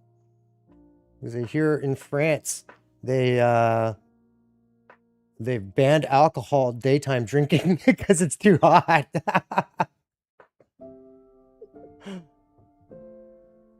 It's got to be pretty harsh for the French to ban daytime drinking. Yeah, and I was reading an article today that Europeans and the air conditioning is not a huge thing in Europe. In fact, apparently only 6% of German residents have air conditioning in their homes. I'm thinking I might start investing in air conditioning in Europe.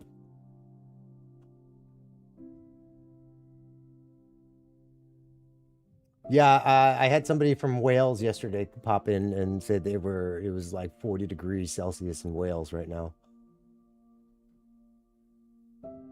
So how do you guys do you guys experience heat waves like this kind of heat?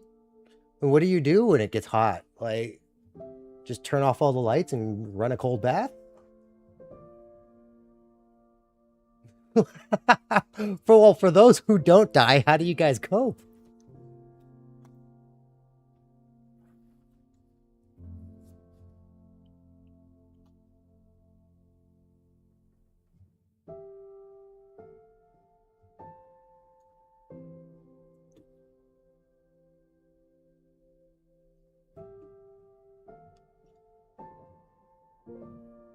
Ah. Yeah, I think I don't know if it's Sony. I think it's Sony. They have these cool little neck air conditioners now you can just wear on your neck. But supposedly pretty good. Might be an option just to, because I don't know if you guys get regular heat waves, but in Canada, a lot of people don't realize that I'm from Toronto, or I'm in Toronto right now. But a lot of people don't realize that Toronto is as far south as Northern California. So what we get, and then we get some pretty nasty heat waves. Last summer we had, I think it was like 3 weeks where we were getting like 30, 37 degrees Celsius, like for 3 weeks straight, over 40 degrees the humidex. It was bad. My poor dog, we couldn't do much. He would stand outside the second he would go outside, my dog's mouth would just open and his tongue would just drop out and he would start panting like immediately. So we had to limit our walks to like early in the morning or late at or like later in the evening because it was so hot that the concrete on the surface would burn his paws. So we just avoided going outside during the daytime.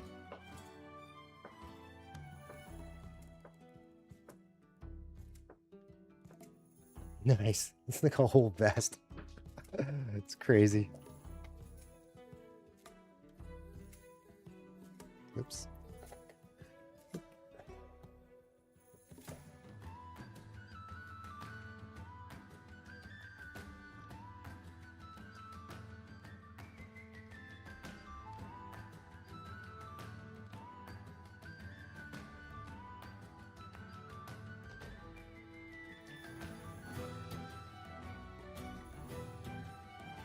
Yeah, I had a before this guy before I got Ringo, my my other dog was a border collie, and he was been on this. He had epilepsy, and it seemed to like heat waves seemed to trigger his epilepsy, and like it just he got really bad in this. He got really nasty in this weather, and in those heat waves. He just was not. He did not do well in weathers and. For a border collie, you could not go outside, right? So, well, for a border collie that cannot go outside, it becomes problematic. Because border collies are super active dogs. So when you have like a heat wave that lasts several weeks, your only option is to go out. Like I kid you not, it was like over 30 degrees at midnight, right? So it was, it got really hot. So even at night, we would just. Yeah, I tried to get him the treadmill. It just spooked him too much. So we just tried to. I just kept the walks in the evenings at like 11 o'clock in the evening, because it was the coolest time that we could go. It would just start by. Obviously, I'm not awake at 3 a.m., but it would start warming up again the second the sun cracked over the horizon.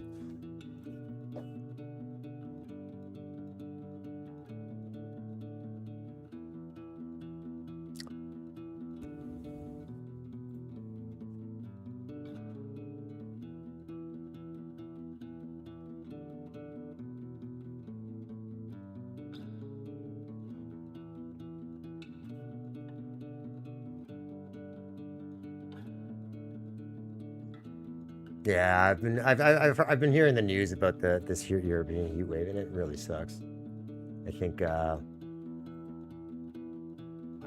what I understand, it's not a typical like you guys don't get this kind of heat regularly, like 40-degree days regularly.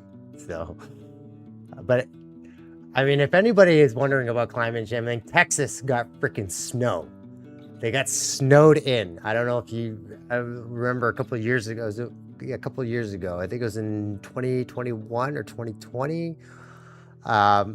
They got so much snow in Texas one year that the pipes actually froze and exploded because they're the way they built obviously their water systems does not account for expansion or for contraction and expansion. And so a bunch of their pipes started exploding. And this is Texas, right? Like this is in equator, like this is not that far away from Mexico, right? So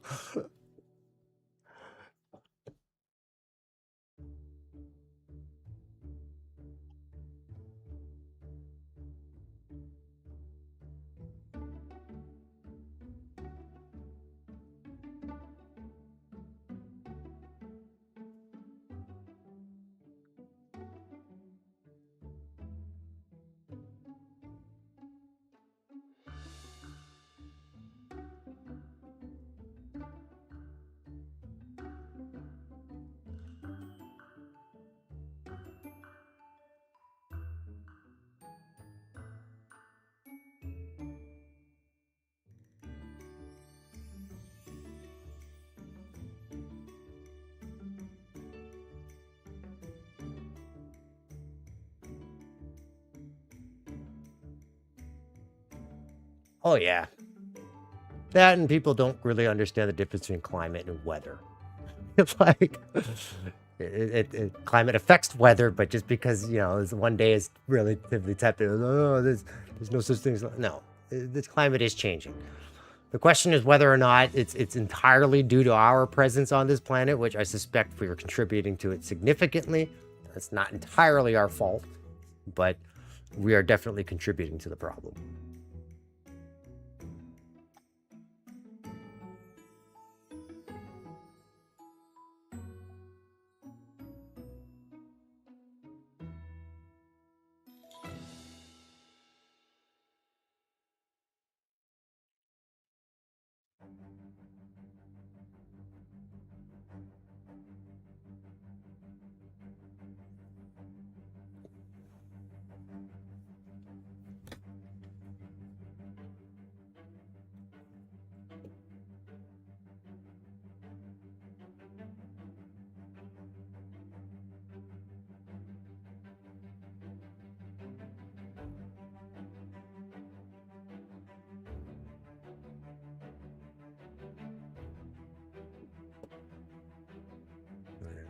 Oh yeah, I have no doubt in my mind that we're contributing to the 20th century. The Industrial Revolution is a massive contributor to the climate change.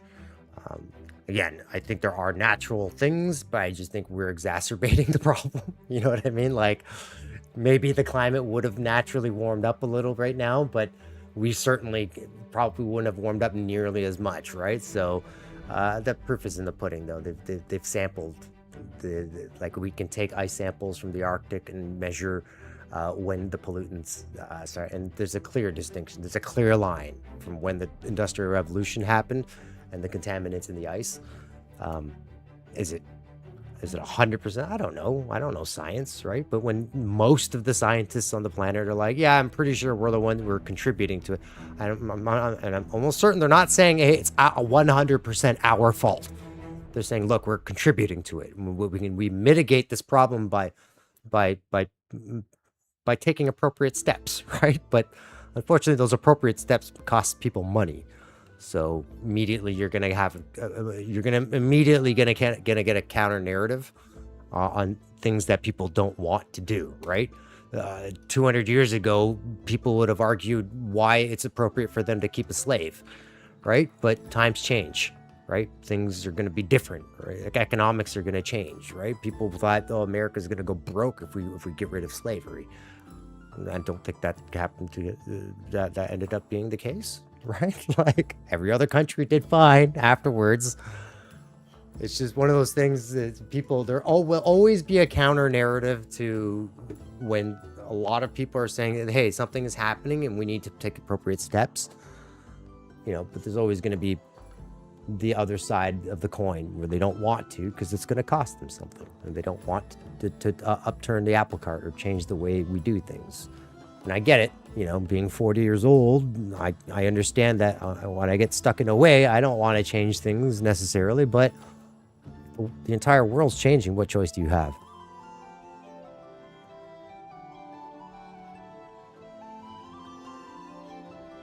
Yeah, I mean, and it's a strange thing because we have an energy source that just hangs in the sky that is for our purposes, for the context of human life, it's relatively infinite, right? And we just there's obviously some logistical things that we have to take care of, and building massive solar fields probably isn't the solution, but we should be researching technology that can harness energy from the sun, right? I mean, look at the heat wave you're experiencing. If we could harness some of that heat that was coming in to fuel something, then there'd be. I know in Norway, is it Norway? Right? They're able to harness heat that comes from the core of the planet. There are shafts apparently. Is it Norway? I think it's in Norway. Can't remember.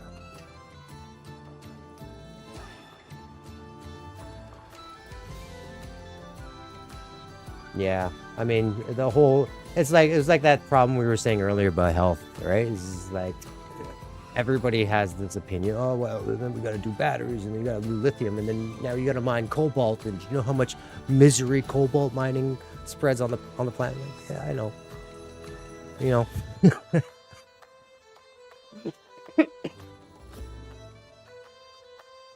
But the solution can't be to do nothing. The solution cannot just be, let's just sit on our hands and wait. Right? There's got to be something we could do. And I guess historically, it's been the deferment of responsibility to us, right? So what ends up happening is like, oh, you guys use too much. We need to start reusing metals and stuff like that. Okay, well, we're going to still package everything this way. Now it's up to you to recycle it, right? It's just like at the grocery store. So one of the dumbest things they've done in Canada is they charge us a nickel for plastic bags. Okay, so in order to curb the use, I don't know if they've added this into your country, but they've outlawed the use of plastic bags, and instead they charge you a nickel. Or sorry, not they didn't outlaw the use of plastic. You have a plastic bag, but they charge you a nickel. And then eventually they said, okay, no more plastic. So the whole thing was to phase out plastic bags. So eventually plastic bags will be outlawed. You won't be able to. But the problem is you look into the grocery store, everything's wrapped in plastic, right? So why am I paying this nickel? Shouldn't it be the manufacturers that should pay the nickel? Not me, right? I'm not the one that's, if I can only purchase it in the way and take it home in the way that you give me the option to. So they charge me a nickel for these plastic bags, and while everything else in the grocery store is wrapped in plastic. So I don't know. Aluminum cans the same way, right? We're going to put everything in a can, but it's up to you to recycle it. It's not up to the guys who put it in the can. It's up to the person who consumes the content of the can. Well, when you don't give us a choice, what are we supposed to do?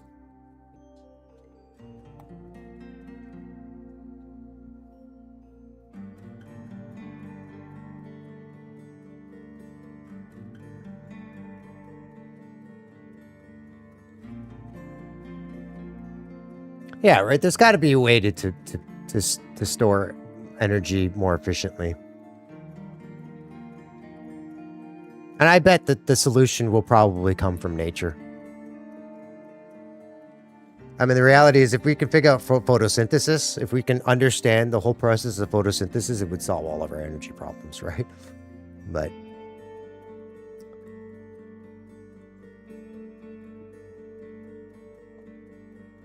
and photosynthesis occurs completely naturally. You never see a plant complain about running out of energy.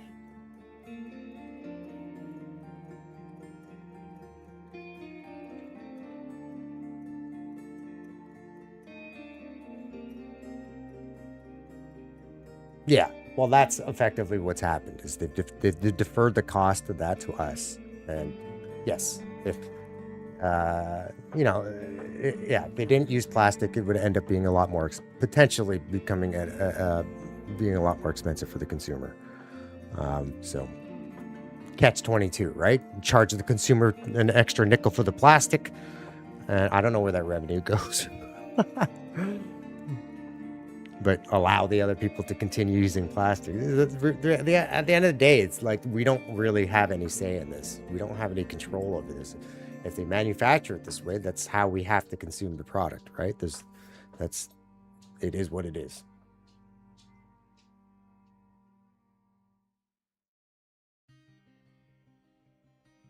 Yeah, and so I don't know how it works in Austria, but in Canada, I don't think they do plastic bottle returns here.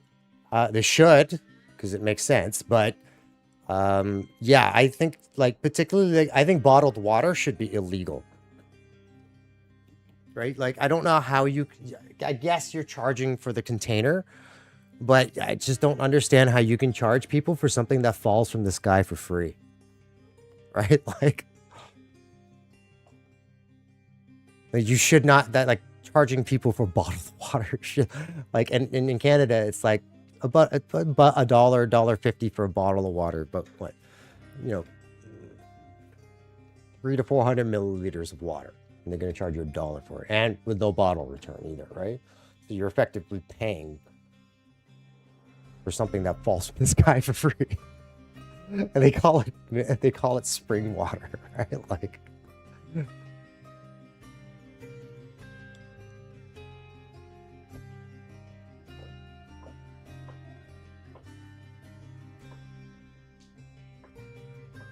Yeah, I think the problem is the manufacturing process.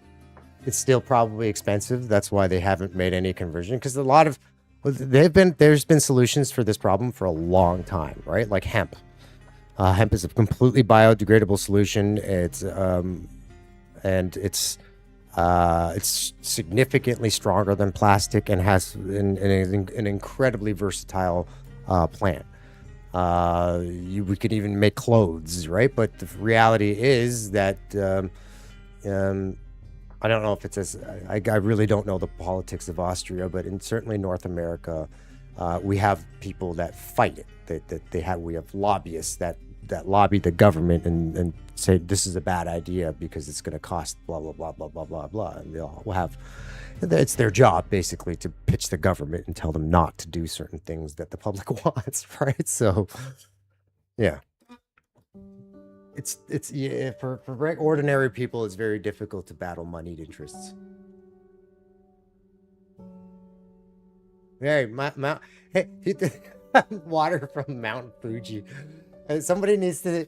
That's the thing is, but like, if that just you learn about this in grade, or at least in Canada, we learn about this in grade 5 or grade 6 about the water cycle, right? Water in Mount Fuji doesn't stay in Fuji, right?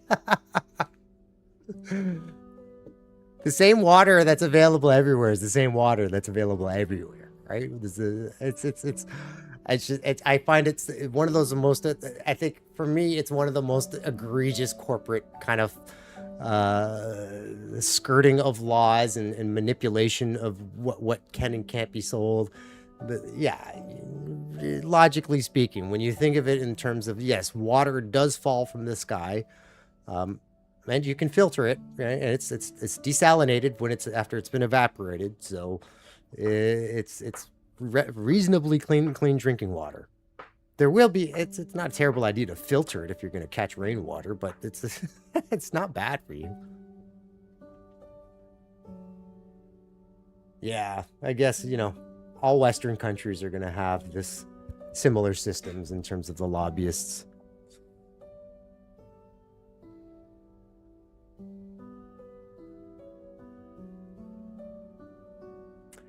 Yeah, well, they would argue that it's because of the things that they do that the general population can enjoy the things that they do because they're the leaders of industry. Like I always thought that that this global conspiracy about like keeping the electric car down and you know, I thought it was all just the rantings of people that were just had spent too much time in the internet. And it turns out a lot of this stuff is true, right? The lobbyists did in the 1970s did lobby to kill electric cars in the 1970s and through the 80s. And by the time Tesla came out, you saw how we saw how GM, Ford, and all the major car manufacturers put their thumb on the scale to screw Tesla. So Tesla was not even allowed to open car dealerships in Texas, right? For a group of people who claim that capitalism is king and the free market will determine all, for you guys to not try to allow this person to compete in the free market seems very anti-American to me, right? So, you know, it's real. I thought a lot of the stuff that I thought was just conspiracy theory stuff is actually real. There was, in fact, an electric car, and it is true that the lobbyists killed it.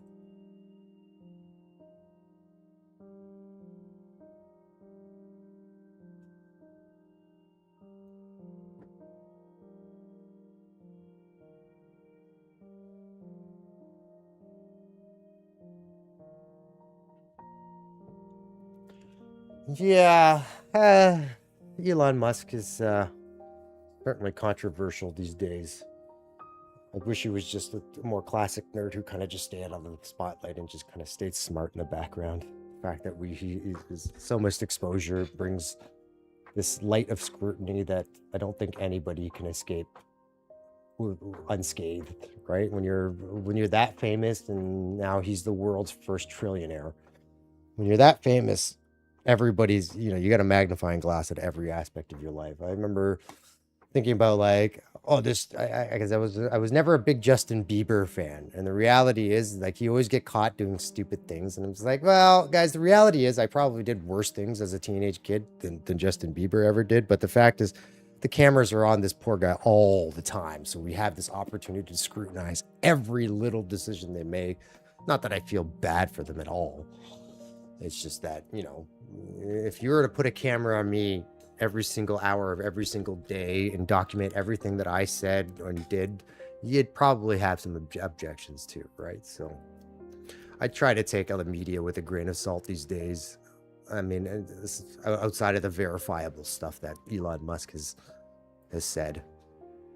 Like I think a lot of people will run away with it. Like I don't remember I think he was I don't remember that Trump rally, but he did that thing. And I was like, this guy's Asperger is like this guy's got Asperger's. There's no doubt in my mind this guy has Asperger's. And so he did that little heart thing where he was like sending out his heart, and everybody was like, no, he wasn't doing that. He wasn't sharing his heart. He was doing a Nazi salute. I was like, I don't think so, man.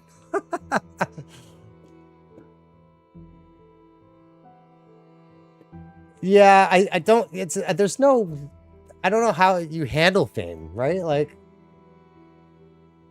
right? I'm just saying, it's everybody wanted to interpret this thing as some sort of Nazi salute. And I was just looking at it, I was like, no, it just seems like he's he's he's he's socially, to a degree, socially inept, right? Like he's just not.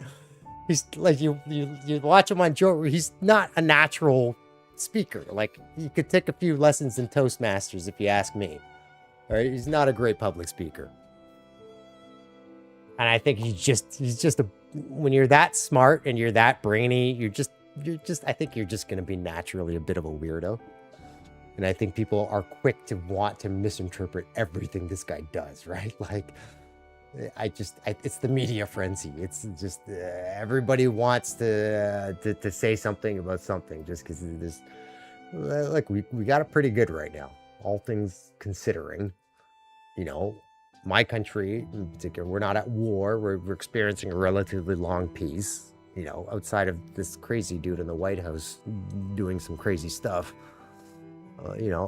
Canada is a fairly peaceful place, and we don't have to think too much about the troubles of the world here, because we're isolated by oceans, and we have this mega country to our south where they're kind of like that big brother that just the bull in a china shop, right? Nobody really wants to mess with Canada because you have this monster that lives to the south of you.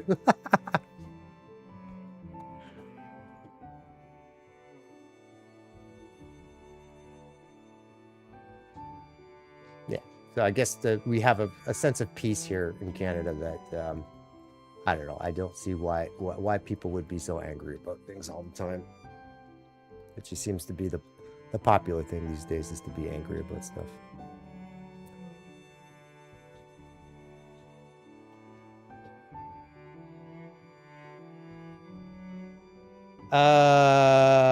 Yeah, we have a bit of a reputation. Yeah, we have a bit of a reputation when it comes to war, right? When it comes to war, but for the most part, we avoid it at all costs.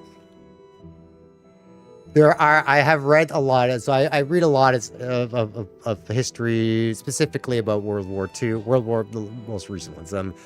And yes, so even German High Command would avoid Canadian bunkers, just because the Canadians are quite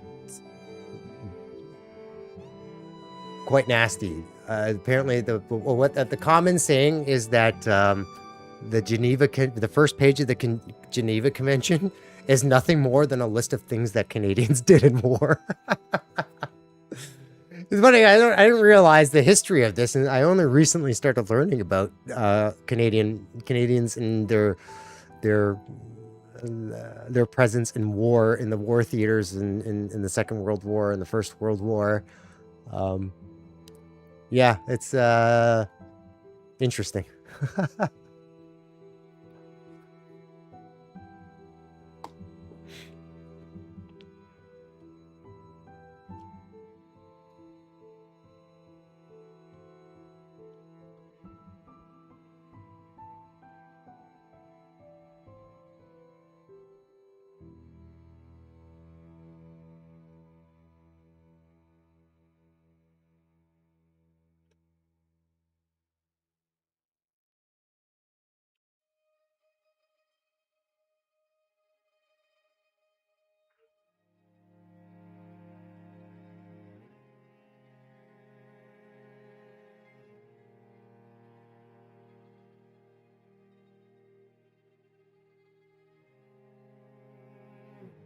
Yes, let's.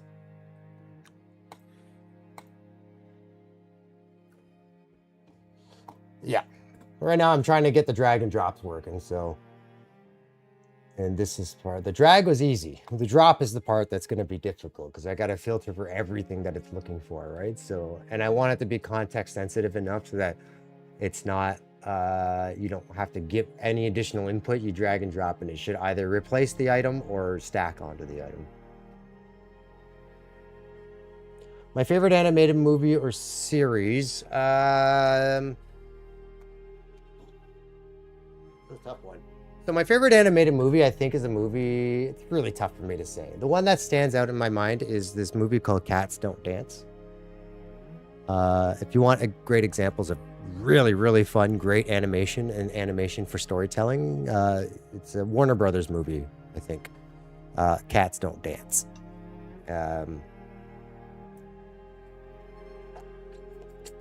If we're talking Disney, Disney classical, The Emperor's New Groove. If we're talking Pixar, I would say Finding Nemo or A Bug's Life. The Incredibles is really good too. That's probably right in there. But Iron Giant is another one of my favorites. I'm a big fan of the Iron Giant. Yeah, check out Cats Don't Dance if you're interested in animation. It's a beautiful animation. It's Warner Brothers at their best. I'm trying to think of other ones that.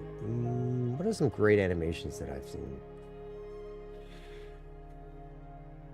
I enjoyed that. I can't even remember the name of it because I've only watched it once, and I watched it with my niece. It was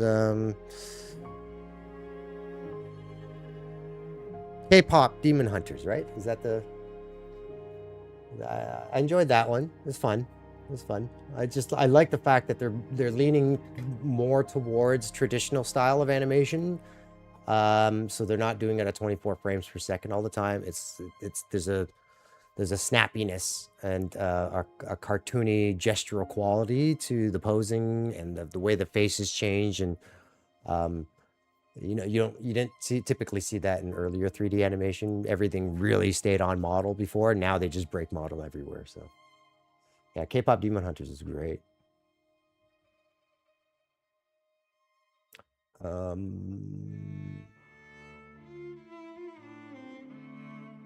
Kubo and the Kubo movie, I think it's called Kubo. Kubo and the Two Strings. This was a lot of fun. This movie. Oh, what are the 3D?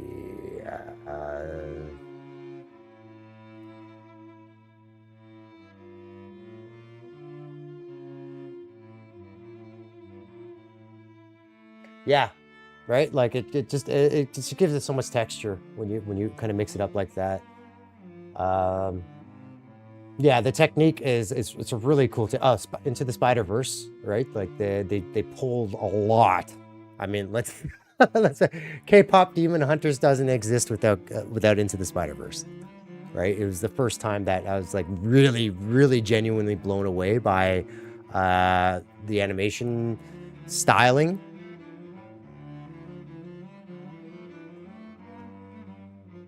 Yeah, just the visual styling of that show or that movie was incredible.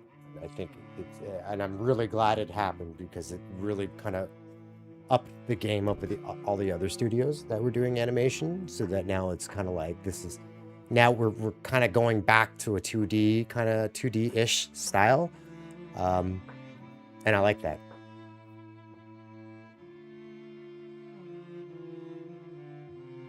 Yeah, Sony animations, they've always been. I think I've always enjoyed Sony animation. I haven't always enjoyed Disney, but I think because Sony's only going to do it when they're working on an idea that's going to have value, whereas I think Disney's more likely to take risks because it's their business, that they serve this is their audience. This is what they do, right? Sony does a whole bunch of other things, right? So Yeah, no, I haven't watched a lot of animation lately. I've watched again, I watched K-pop, but that wasn't even that recent. I don't think I've watched any animated movies in the last year, 2 years. Most of the animation that I'm pulling from or that I'm kind of working with now these days is from either VFX or game or video games.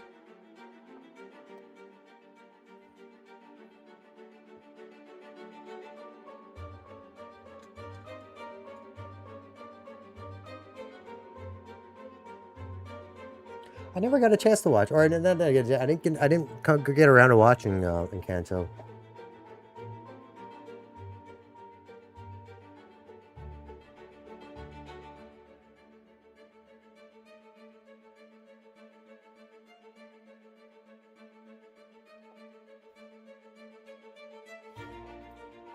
Yep, Disney Pixar has fallen off for me personally, since it's like early heyday. Um, maybe I'm just getting older and I'm looking for new things.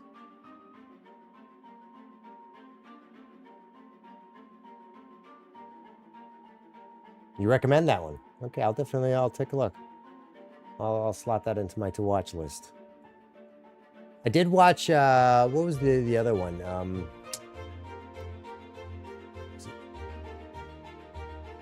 It was the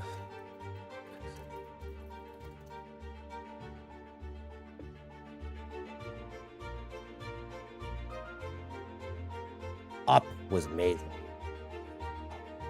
The first 20 minutes of Wall-E is absolute genius. Not a huge fan of Ratatouille, and definitely not a fan of Cars. I don't know why, I just did not like Cars. Ratatouille, I never got into the idea of a rat cooking food for people. Up was brilliant.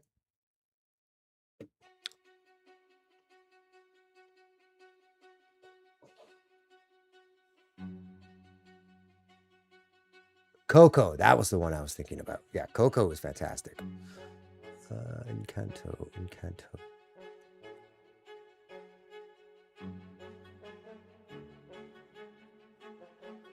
Oh, I guess Encanto was Disney, not Disney Pixar, right?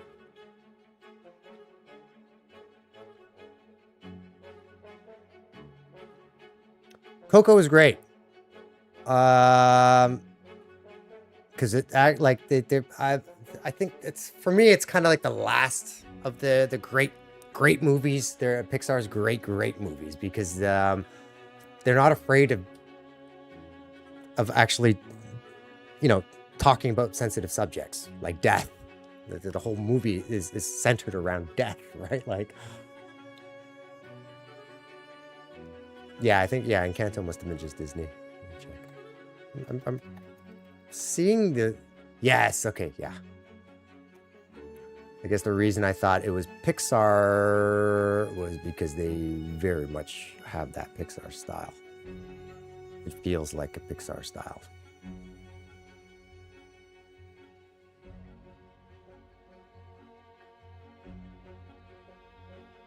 Yeah, I gotta check this out. I really haven't watched much Disney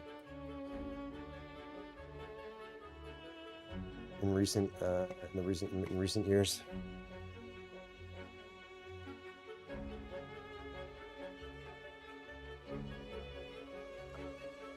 Yeah, I think the last of the movies. I think the reason the Incredibles stand out for me is because that was around the time I was graduating from college. So it was the last time I was really kind of like I had the time to sit down and really kind of pick apart and analyze a movie. This is the last my couple of like last year of school, that kind of thing, right? So it was like it was an important milestone, I guess, that just it sort of marks the epoch of my of my education or the end of my education. I think that's why I mean, outside of the fact that The Incredibles is a great movie, it's a fantastic movie. Um,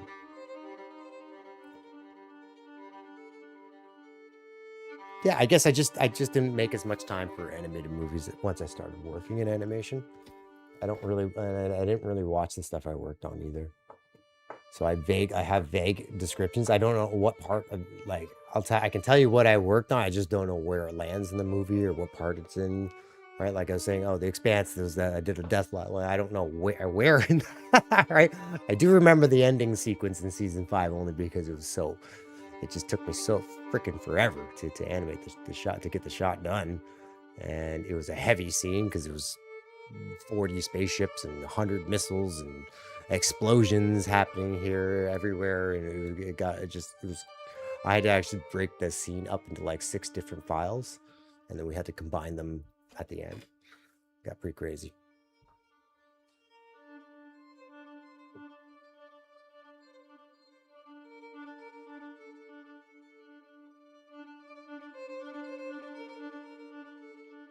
Well, I didn't do the explosions personally, so I don't animate the explosions. So what we do is we put in placeholders. So all we do is I just rigged up a little thing where I could set keys, and it would just be like a sphere that would expand and change colors.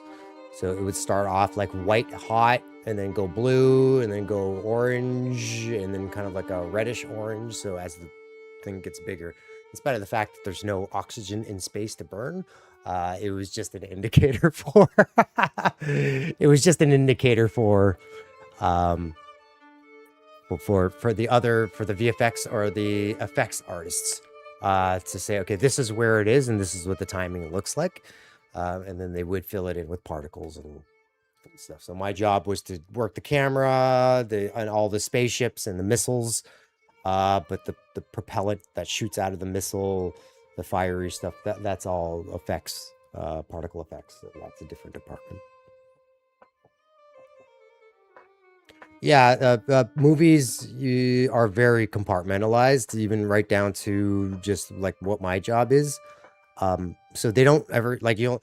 I think a lot of the misconception is that you'll get an understanding of what the whole movie looks like, and then and then they'll give you direction as an animator and tell you to animate these things as part of the whole. That's not how it works anymore.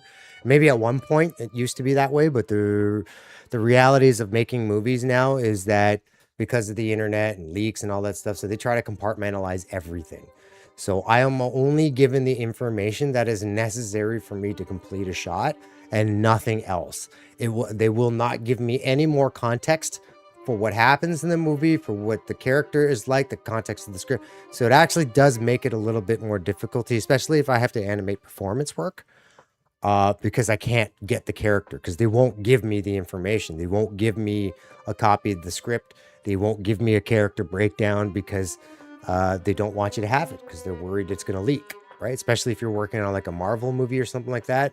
That, and then they parse out the work to several studios now, right? So just to mitigate the potential that you're going to leak the whole film. So you can't, number one, you can't leak the whole film anymore. You won't, it'll be difficult to. Number two, you're rarely ever working in shots in sequence. So you'll get like shot from the first quarter of the movie and then shots from the last quarter of the movie with a handful of shots in between or something like that. But you're never given full access to what rarely are we ever given full access to the movie. But the reality is when they do give us full access, the work always ends up turning up to be much better. Yeah, no, the leaks is a big problem now because there's money to be made by leaking these things to certain outlets, right? So, yeah, so they watermark everything now. We sign all sorts of NDAs. They'll even go as far, because once we started working from home, they'll even go as far as telling me in my contract that I cannot be sitting at a computer with the monitor that faces the window. Right, because they're so worried about people stealing and taking pictures and getting sneak I don't know. It's if you ever see animation work, it does not look like what you see in the theater, right? It's like gray and ugly, and it doesn't it doesn't look like what you think it looks like in the. Yeah, I guess it was. I can't remember. It must have been leaked. But if you're leaking the whole, I think maybe that's partly why they started compartmentalizing everything. So. That, and part of it is if a studio goes belly up, you don't lose the entire project. You just lose that chunk of the film, and you can recontract that out to another studio, right? So it's just about hedging their bets and making sure that they mitigated the opportunity for people to leak the footage and all that other stuff. Yeah, movies. It's big business, especially when you go into wander into the Hollywood realm. And I don't know. I've been thinking about doing work more, taking my own shot and doing a short film or something like that. I had a short film idea for quite some time now, but it's not easy to do it, right? It's there's so much work involved. There's so many assets to create. I work on it part time, right? Because my brother was willing to work with me on the game. I decided it was better for us to both put effort into this, and I kind of put that onto the back burner. Um, it's not quitter talk. I'm still working on it part time. It's just it's a weekend hustle for me now, but there's progress on it, and it's meant to be just a very really. I was thinking of making a little web series. So the idea was it's called Samurai Baby, and it's about a baby that's a samurai. Well, it's a person who gets trapped into a baby's body, or a god that gets trapped into a baby's body. Um, the original story I wrote was the devil. It was a demon that gets put into the baby, and he can't do bad things. It's a curse, and basically the story is about him trying to get rid of the curse.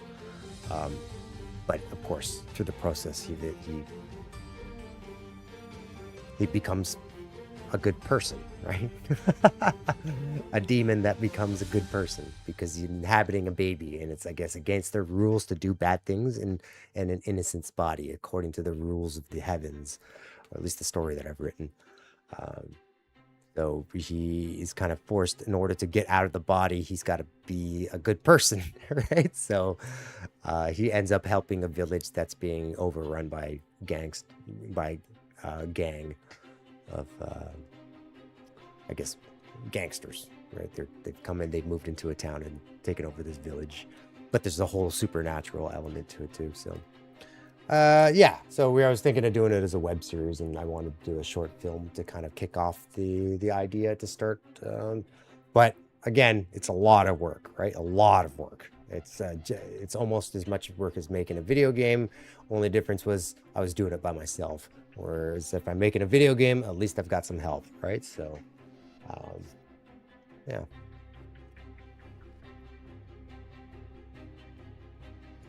No, I am doing it. I'm totally doing it. It's one of those things. It's got to go part time right now because, like I said, I don't want to leave my brother. I don't want to leave my brother in the lurch on this thing. He's agreed to do with it, and sometimes I feel like he's only doing it because I'm doing it. So I'm gonna ride it out with him. Make sure that my brother and I can. Because like I said, we're both kind of like laid off right now. I go back to work in September, and he's looking for work right now. So I want to make sure that we're focused on this project, and the hope is that we can potentially, all the experience that we gain out of making this, we could potentially pitch ourselves as a duo, as a service, to do service work, so we can like overflow work for video game studios that need additional coding and need additional art assets. Yeah.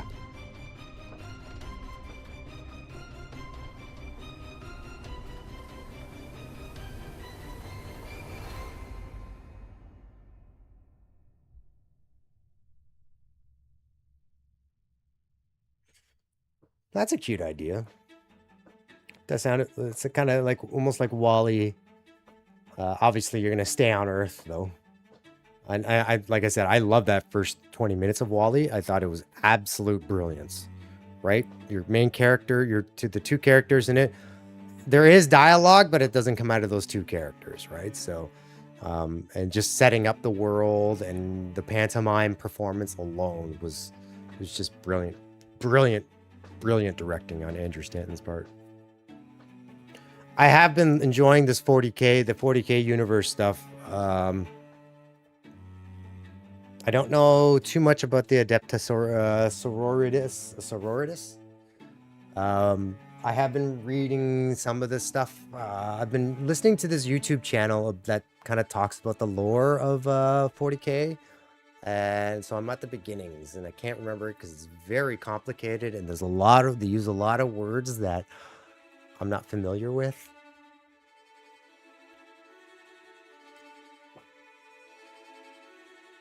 I'm excited for Henry Cavill, whatever they're doing for 40K with Henry Cavill, because he's a legit fan. So I'm excited for that. Hopefully they don't Witcher that up. But, I'm excited for anything Henry Cavill does, to be honest. I hear he's also in the running as the next lead. He's the leader in the running for the next James Bond.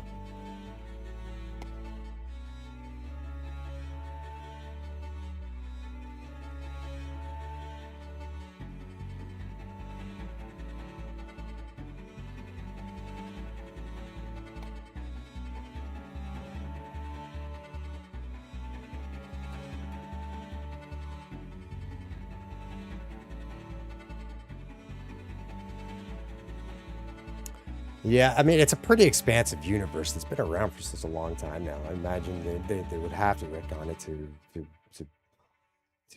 just to keep up with the constantly changing ideas and stories. Like, it's such a massive universe right now. I played the was it Dawn of War 2, which was a great game.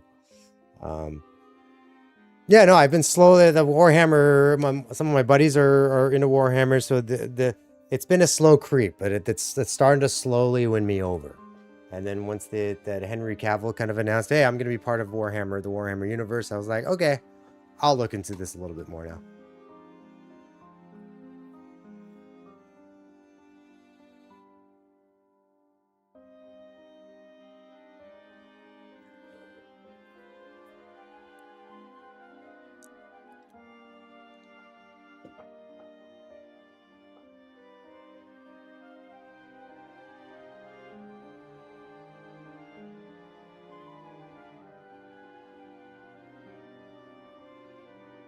Yeah, for sure.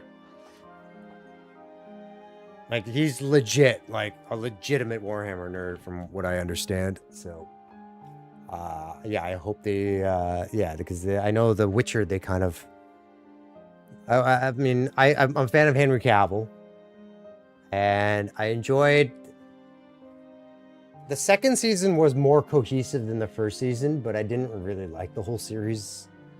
I liked Henry Cavill. I do have a bit of a man crush on Henry Cavill. I think largely because I know he's a certified nerd.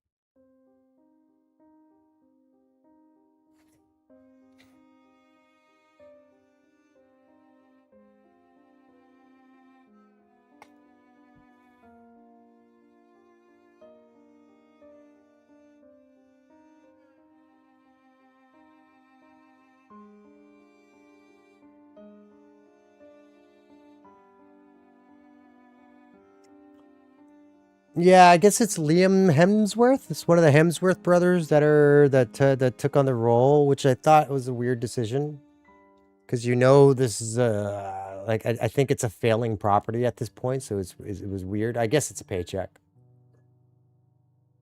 I don't think anybody's gonna judge him too harshly for taking up the role. I mean, somebody's got to do it, right? So, yeah, that whole series was unfortunate. It was a lot of hope behind it. And yeah, yeah.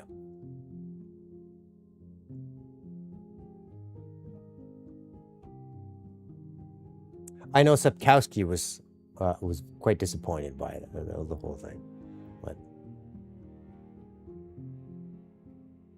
yeah, especially because I mean, he looked the part too. Like they his makeup, the word that they set him up so that he really looked like the game version of Geralt.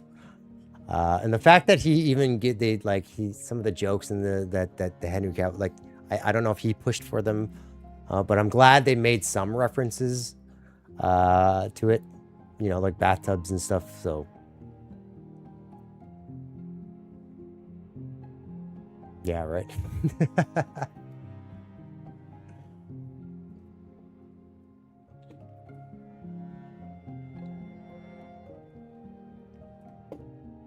Yeah, I heard he didn't like the games because because he didn't get paid enough.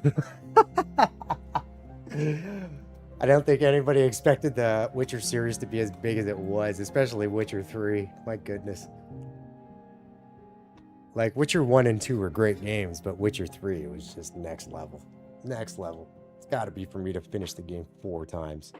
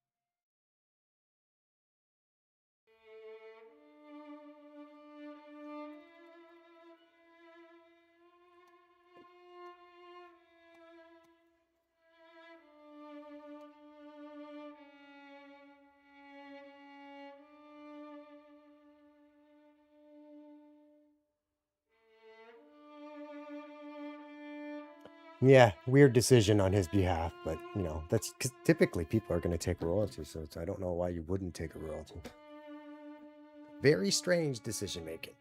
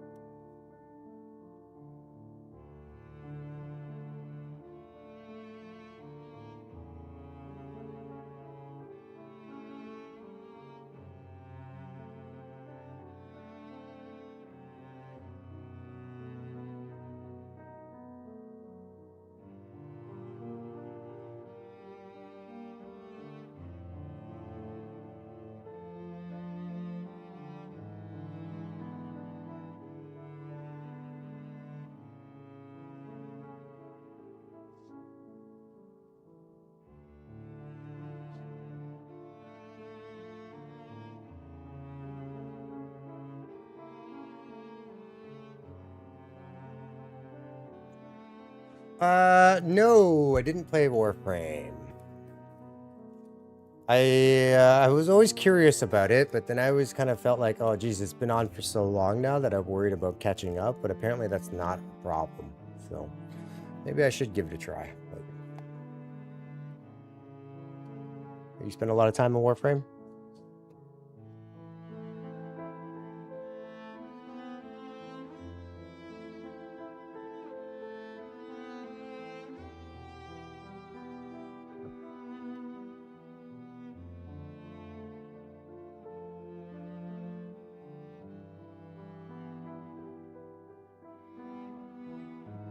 Yeah. They, I think there's a new. I saw some ads on Amazon Prime for I guess there's a new expansion or a new addition to the game or something like that. But yeah, really, really cool animation stuff. It's a very, yeah, I like the animation in it as well.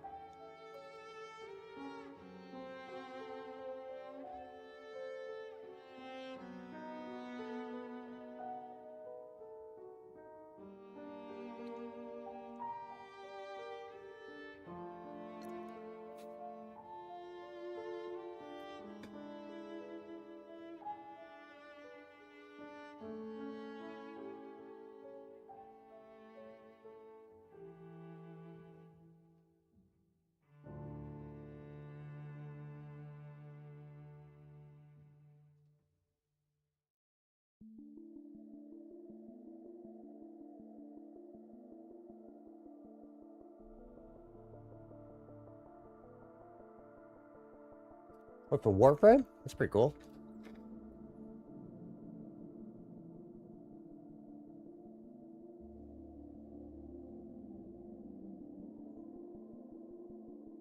Yeah, gaming has some really, really talented animators too. I think it doesn't stand out as much sometimes just because it's not like front and center featured, not like in film. But yeah, no, I think there's just as great animators in gaming as there are in feature films and series work.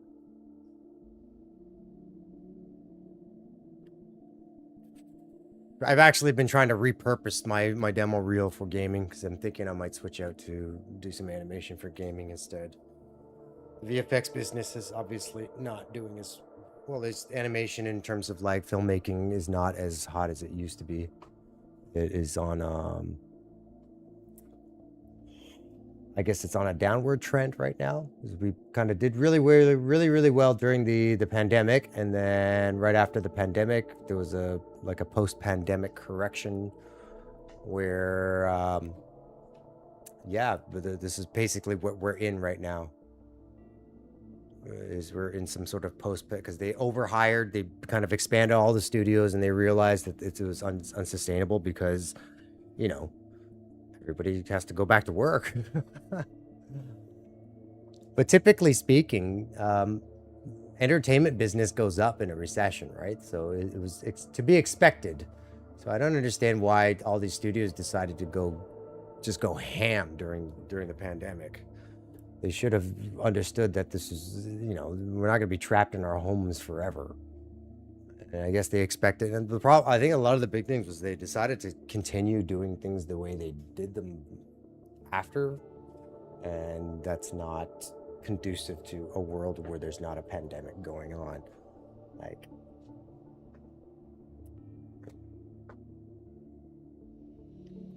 yeah, animation business sucks right now. Well, what are you gonna do? Just, keep trying, keep working on stuff, and keep learning. It's about a quarter of the people that I used to work with have just left the business altogether.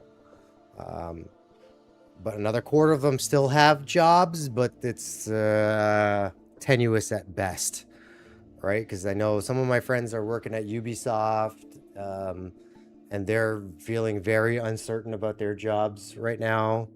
I think the only people that are really, really safe are like people that work at, and that's not even a guarantee, like Pixar or Disney, because they're self-contained. They own their own intellectual property. Whereas I think any studio that is outsourced and that has to contract and do service work is going to find themselves in a very, very, very sticky situation, or sticky economic situation in the coming years if they don't remodel how they intend to kind of make money, because I think service work is slowly disappearing now. It is definitely in Toronto. I don't know where everybody, I can't speak for everywhere else, but Toronto has been like hiring or looking for animation positions in Toronto it's been a desert the last 6 to 8 months.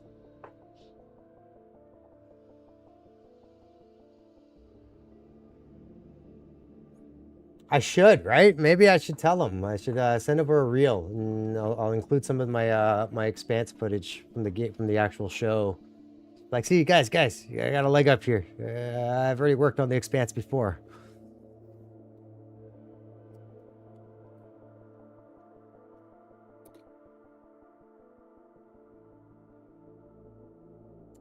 What time is it? Okay.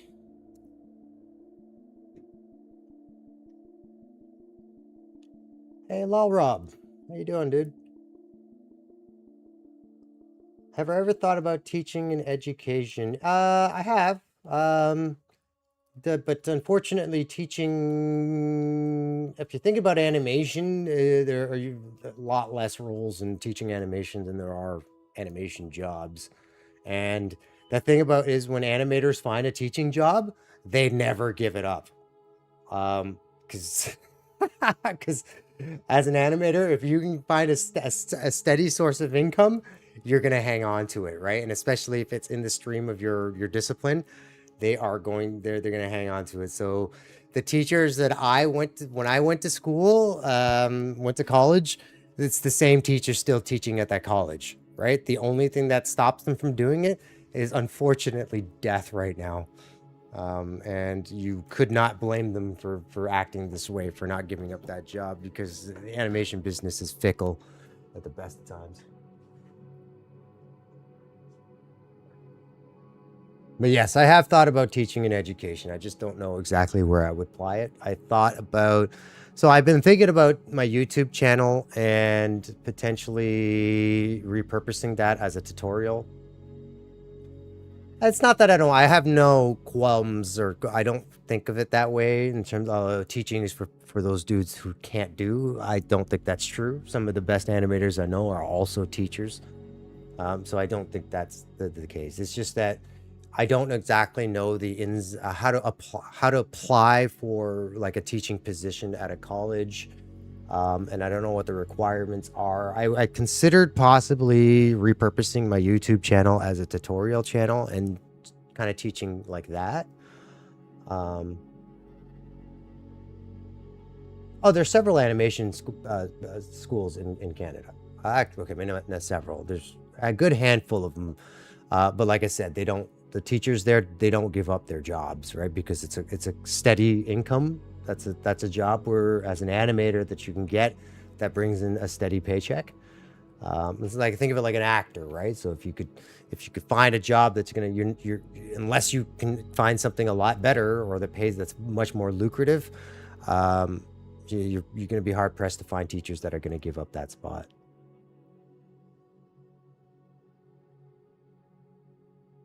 I did join this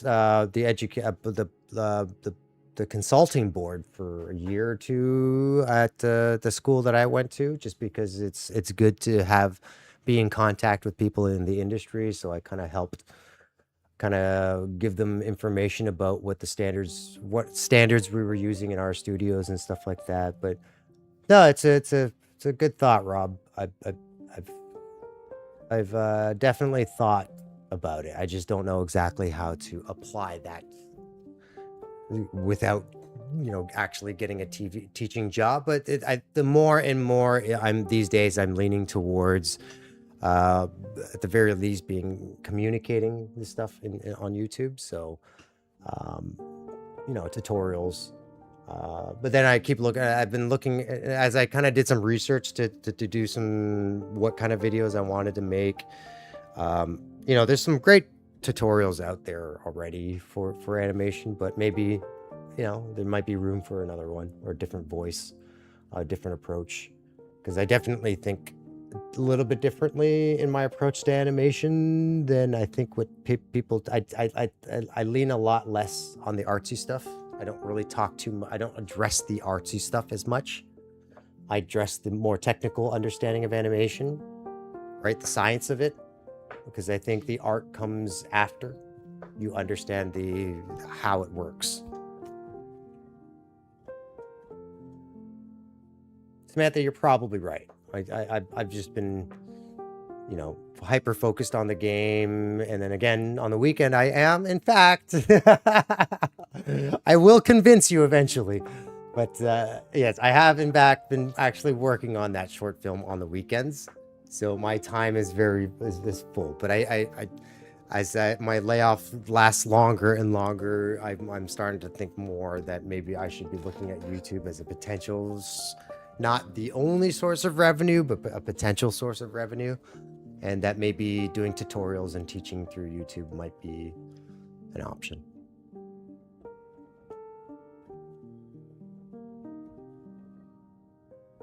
Well, the other thing is I could potentially repurpose all of the stuff I've been working on, because here's the thing, Samantha. I've actually recorded all of the work I've done on my project on Samurai. I just haven't posted it anywhere, and it's hundreds of hours of footage that I would have to sit through and do a time lapse of or something like that. So there's stuff there. I just need to orchestrate it. I need to put it together in a compelling and entertaining way, right? So, but I think teaching is a great way to to explore and to learn, to actually learn more, right? To communicate with students and at least then have some influence on animation, on animators that are coming up in the business. Yeah. Samantha, you have been an amazing distraction today. I did not feel like working, so I'm glad you popped by to say hello. But it is close to 8 o'clock, and I haven't eaten dinner, and Ringo needs to eat too. So I think I'm going to end my stream. But this was a very welcome distraction today. It's been nice chatting with you. I definitely was not in the mood, but I did get what I wanted to get done. So I got what I wanted to get done, and it was a pleasant distraction talking to you today. Rob, thank you for popping by and supporting again. I appreciate anybody that comes in and even just checks out the stream, dude. I really appreciate it. But I will actually be back on Monday because I'm out of town tomorrow for my niece's graduation. She's just graduated from grade school, so we're gonna go up there and celebrate. Feel free to bother me anytime on Discord. If I don't answer immediately, I apologize, but sometimes I just get a little bit distracted and yeah, or busy. I promise I will respond the second I have a moment to. Thanks for tuning in today, guys. I appreciate it. I'll be back on Monday. Hopefully I'll see some of you guys then. If not, no big deal. Just pop by, say hi if you can. Have a great weekend, guys. Cheers. And Samantha, I hope you stay cool. I hope this heat wave ends for you soon, and I hope you can get into a cool space and sleep well tonight. Have a good one, guys. Cheers.